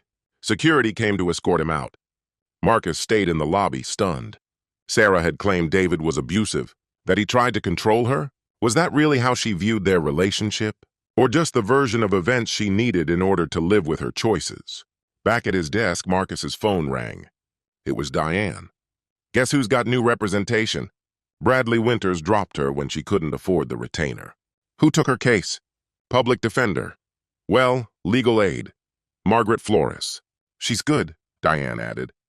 Helps women in crisis pro bono. Sarah qualifies? Marcus asked. She's pregnant, low income, and about to enter a custody dispute. She's exactly who they're there for. This might actually work in our favor, Diane said. Margaret's pragmatic. She won't waste time filing motions just to rack up fees. The rest of the workday passed in a fog. Marcus couldn't stop thinking about David's visit. 2 people wrapped in delusions, dragging down 2 families along with them. And Sarah, alone, expecting a child, leaning on free legal help. Was he supposed to pity her? Later, he picked up the kids and brought them to their therapy appointments. Dr. Martinez asked to speak with him afterward. They're hurting, but they're holding up, she said. Jake's anxiety is something to watch, but it's under control. Lily's anger is more worrisome. She's trying to become the emotional anchor, taking on too much. What should I do? Marcus asked. Stay steady, she replied. Don't speak negatively about their mother, no matter how hard that is. And you might consider therapy yourself. I'm managing. No one going through a divorce like this is truly fine, Mr. Dalton. That night, while helping Lily with her homework, she asked, "Is Mom poor now?" "Why do you think that?" "Emma said that when parents split, one of them ends up poor, usually the mom." "Mom's not poor. She's just going through some changes. Will we be poor too?" "No, baby. I'll always take care of you." "Who takes care of Mom?" Marcus didn't have an answer for that. Later, once the kids were asleep, he found himself scrolling through Sarah's Instagram. Nothing new, no post for weeks. The last one was from September, a family photo by Lake Washington. All of them smiling, happy, whole. How did everything fall apart so fast? Just 6 weeks ago, they looked fine. His phone lit up. A message from Jennifer Chen. "David showed up crying today, begging for another shot," said Sarah's, ignoring him. That she used him. "He's got zero self-awareness. He even came to me, wanted help with you. Can you believe it?" The nerve. How's Sarah doing now that her soulmate won't return her calls? "I'm not sure. We're not in contact anymore." "You should be. Not to fix things, just to coordinate.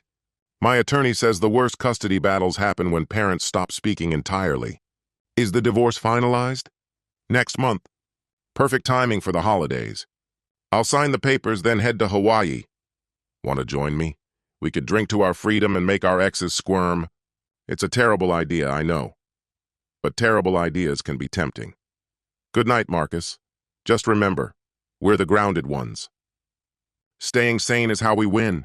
After she ended the call, Marcus sat still, turning over her words. The grounded ones. Was that really what winning meant? Keeping your sanity intact as your world came apart at the seams? His mind drifted to Sarah's recent email, her confession of isolation, of fading into the background while the person beside her never noticed.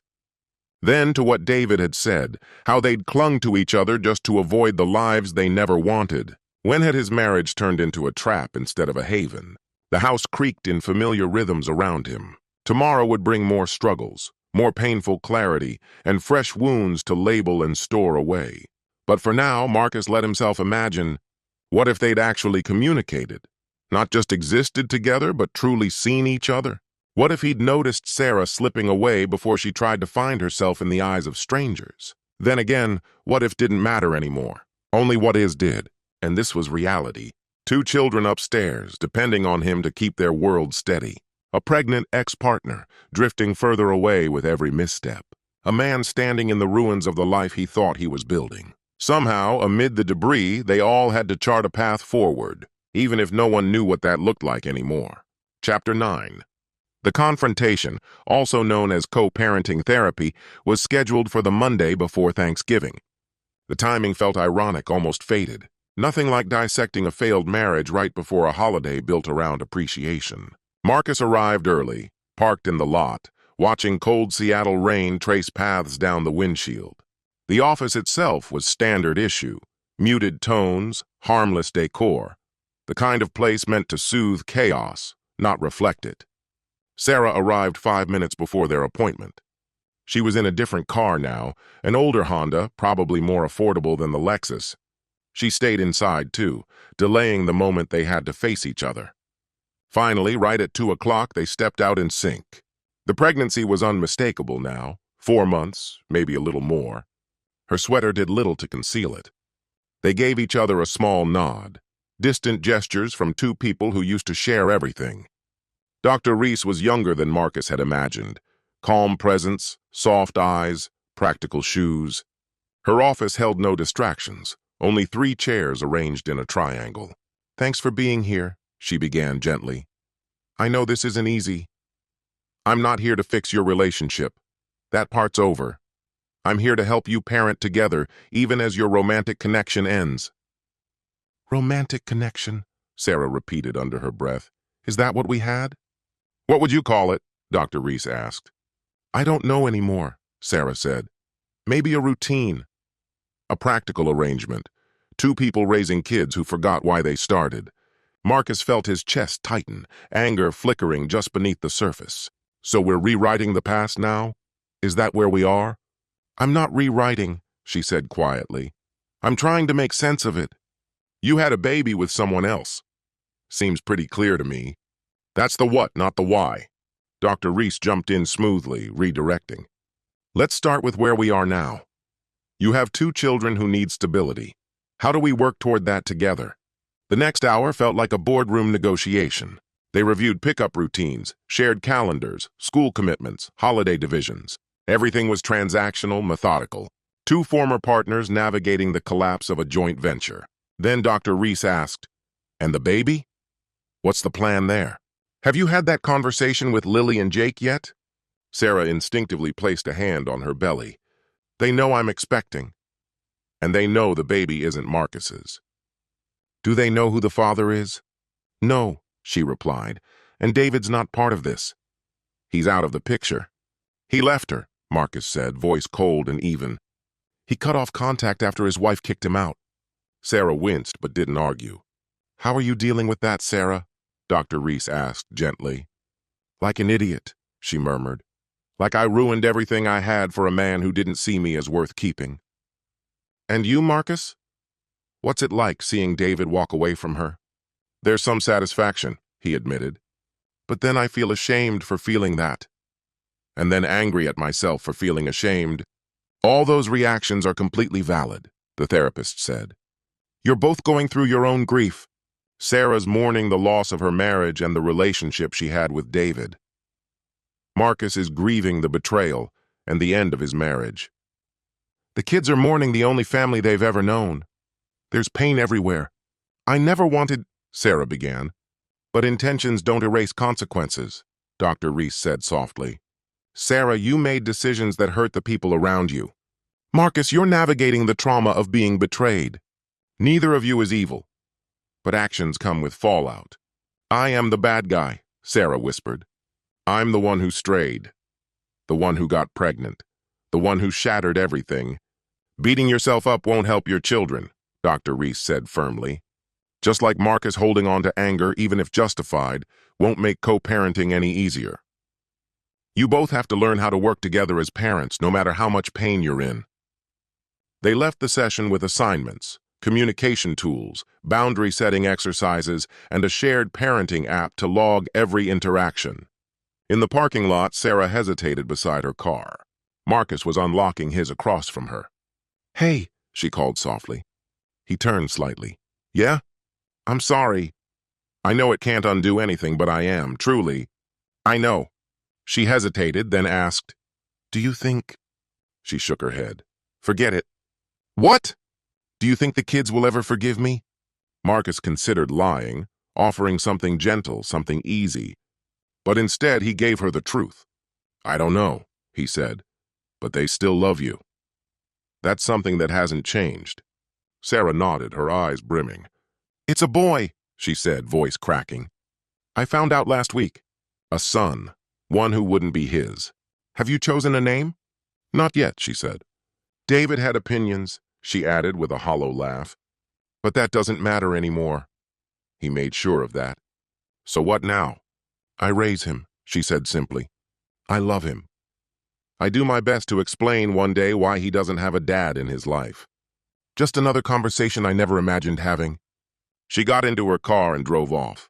Marcus remained there, rain beginning to fall around him. Sarah was going to have a baby boy. Jake would grow up with a sibling who shared only one parent.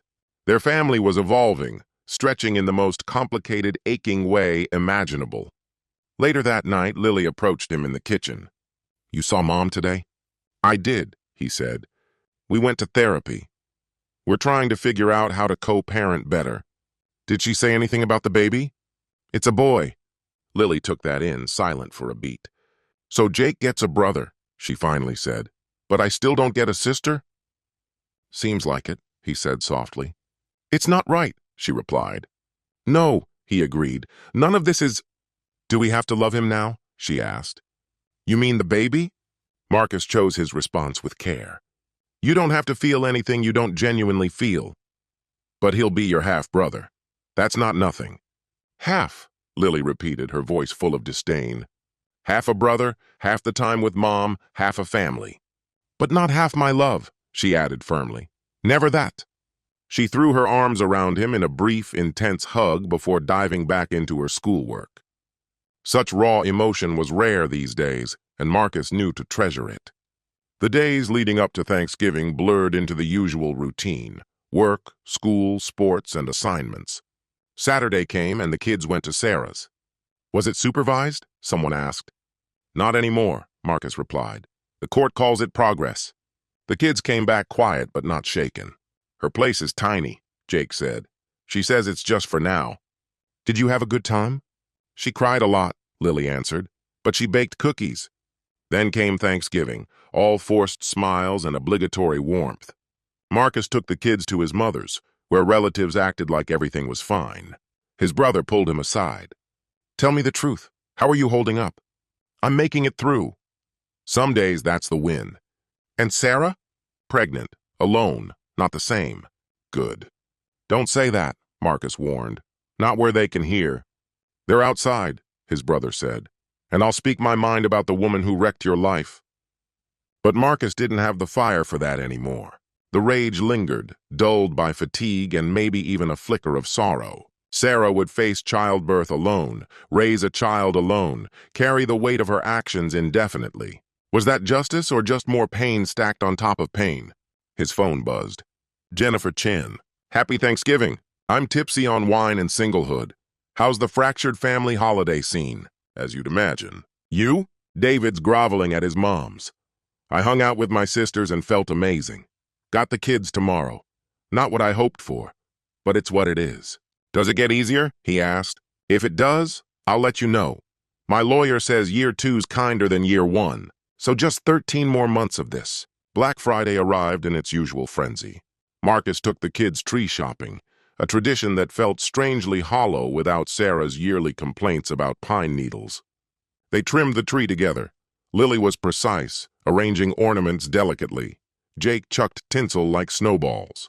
Mom always does the star, Jake said, gripping the topper. You can do it this time. But it's her job. Jobs can change, kiddo. But Jake refused. The star stayed boxed. The top of the tree remained bare, another silent reminder of what had been lost. That night, Sarah sent a message. Heard you got the tree. Jake's upset about the star. Marcus hesitated. He says it's your thing. Can I come by? Just to place the star. 5 minutes, I swear. He sat with the request, uncertain. The kids were already asleep. They wouldn't understand. Still, that bare top branch gnawed at him. All right, he said. Just the star. She showed up 20 minutes later, wrapped in the same coat she'd worn the night they met, 18 years ago. Still fits. Barely, she said at the doorstep. He passed her the star. She moved toward the tree. She stopped. You went with colored lights. The kids picked them. I always liked white. Yeah, he said. They wanted color. She reached upward to set the star, sweater lifting just enough to show her belly. 4 months along. Not his child. Still, she was decorating the tree in the house they'd once called home. The meaning was almost too heavy to carry. There, she said, stepping back. Jake's going to like that. He cleared his throat. I should go. Wait. He had no idea why he obeyed. Do you want some tea? Herbal? For the baby. She looked at him, startled. Okay. They sat in the kitchen, their kitchen, sipping chamomile without speaking. The house shifted with her in it. Not better. Just whole. Like a shattered photograph finally complete, even if the image was damaged beyond repair. I took a job, she said at last. Part-time freelance. Design work for a marketing firm. It's not much, but it'll help with baby stuff. That's something. David's gone, she added. Officially. His lawyer sent over documents. He's giving up all parental rights. Wants no involvement. I'm sorry. Are you? I don't know. Maybe. You're still the father of my kids. And seeing you go through this, it's not simple. Nothing is. Yeah. She drained her mug and stood. At the door, she hesitated. You hate me. I don't. You should. Maybe. But hate takes more energy than I have. I'm too tired to hate you, Sarah. That's worse. Yeah, it is. She left. Marcus turned the bolt, new locks. She didn't have the keys. The tree remained, star in place, but it didn't make the space feel less hollow. December settled in with all its artificial cheer. The kids made their wish lists, cautious not to ask for too much. When had they become children afraid of being a burden? The divorce churned forward. Endless paperwork, financial statements, asset tallies. Custody logistics fell into place. Sarah would get every other weekend and dinner on Wednesdays. Marcus had everything else. "It's a solid arrangement," Diane said. "Better than most dads manage." It didn't feel like a win. It felt like defeat dressed in legalese. Then, 2 weeks before Christmas, Jennifer called. "You heard about David?" "No, what happened?" "Got arrested. Another client came forward. Says he assaulted her during a session. Cops found 2 more victims during the investigation." "Jesus." "Yeah, your ex really picked a gem. At least he's out of the picture now." Marcus thought about Sarah, pregnant, unaware, carrying a stranger's child. A dangerous stranger. Did she know? Did she need to? He called Dr. Reese. "This is important," she said. "It could affect your children's safety. Sarah has a right to know. Best if it's handled through legal channels." So Marcus called Diane. Diane contacted Margaret Flores.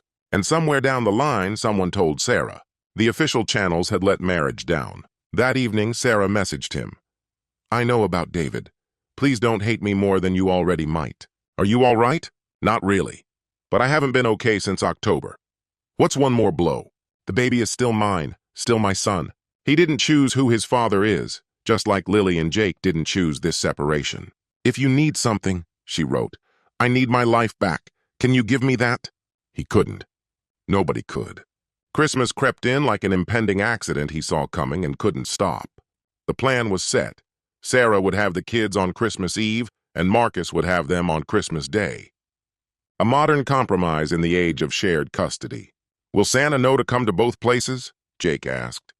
"Santa's clever," Marcus told him. "He'll work it out. Emma says kids with divorced parents get 2 Christmases. "That's supposed to be better," Jake added. "What do you think?" "I think Emma's dumb. 1 Christmas with everyone together is better than 2 that aren't." Children speak truths, adults spend decades dodging. Marcus threw himself into making Christmas morning count. He overdid everything: gifts, breakfast, decorations. He tried to drown the silence in abundance. The kids arrived in matching pajamas, Sarah's annual tradition, but the outfits felt more like costumes now. They unwrapped presents with exaggerated excitement, thanking him for things he barely remembered ordering. "Mom gave us these," Lily said, holding up 2 ornaments, little photo frames from last Christmas. Their whole family intact, smiling unknowingly at the edge of collapse. "They're lovely," Marcus said, forcing warmth into his voice. "She cried when she gave them to us," Jake added. "A lot," Lily confirmed. "But we told her they were pretty, so she stopped." Always smoothing over their mother's pain. 8 years old, already a quiet, emotional caretaker. They hung the ornaments anyway. The past and the present tangled together on the branches of the tree. Later, his mother arrived with too much food and overly cheerful energy.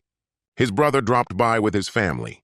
The adults sipped wine while avoiding any mention of who was missing. "Next year will be better," his sister said with cautious optimism. "Will it?" "It has to be." This year didn't leave us much lower to go. That night, after the guests had gone and the kids slept amidst their pile of toys, Marcus sat alone in the living room, trying to feel something beyond numb. His phone buzzed. Sarah again. "Thanks for giving them a good Christmas. They told me about everything. You're a great dad." "You're a great mom, too," he replied. "But that wasn't enough to save what we had. We both had to fail, Sarah, not just you. You didn't cheat." "No. But I checked out long before you did. If I'd stayed present—" "Don't," she interrupted. "I can't handle kindness right now." "Okay. Merry Christmas, Marcus." "Merry Christmas, Sarah." He poured himself a scotch, his new ritual apparently. The lights on the tree blinked, colorful, not the classic white ones Sarah used to prefer. At the top, the star she'd once placed still shone. One holiday down, a lifetime of divided celebrations ahead. But they'd made it through. Damaged, rearranged, still standing. Marcus raised his glass to the empty room. To endurance, to messy emotions, to Sarah, alone and expecting, to kids who deserved better, to the ruins of good intentions, to next year, whatever it might bring. The scotch burned going down, comforting now. Outside, the rain fell, steady, typical of Seattle, trying to rinse the world clean. If only it worked that way. Chapter 10. Fresh Starts. January brought snow, rare for Seattle. The kids were ecstatic, sculpting snowmen in the backyard while Marcus watched from the kitchen. Their joy sounded like something close to hope. "Dad, come help!" Jake shouted. Marcus pulled on a coat and stepped outside. They built an entire snow family, lopsided, uneven, whimsical. No one said what everyone knew, that their real family no longer looked like that. Sarah's due date was 6 weeks away. The divorce would be finalized in 4. Endings and beginnings barreled toward them at once. "Do you think Mom's baby will like snow?" Jake asked while adding arms to his snowman. "Most babies don't go outside much at first," Marcus answered carefully. "I'll teach him when he's bigger," Jake declared. "Brothers should know about snow," he said. "Even broken beginnings carry seeds of something new."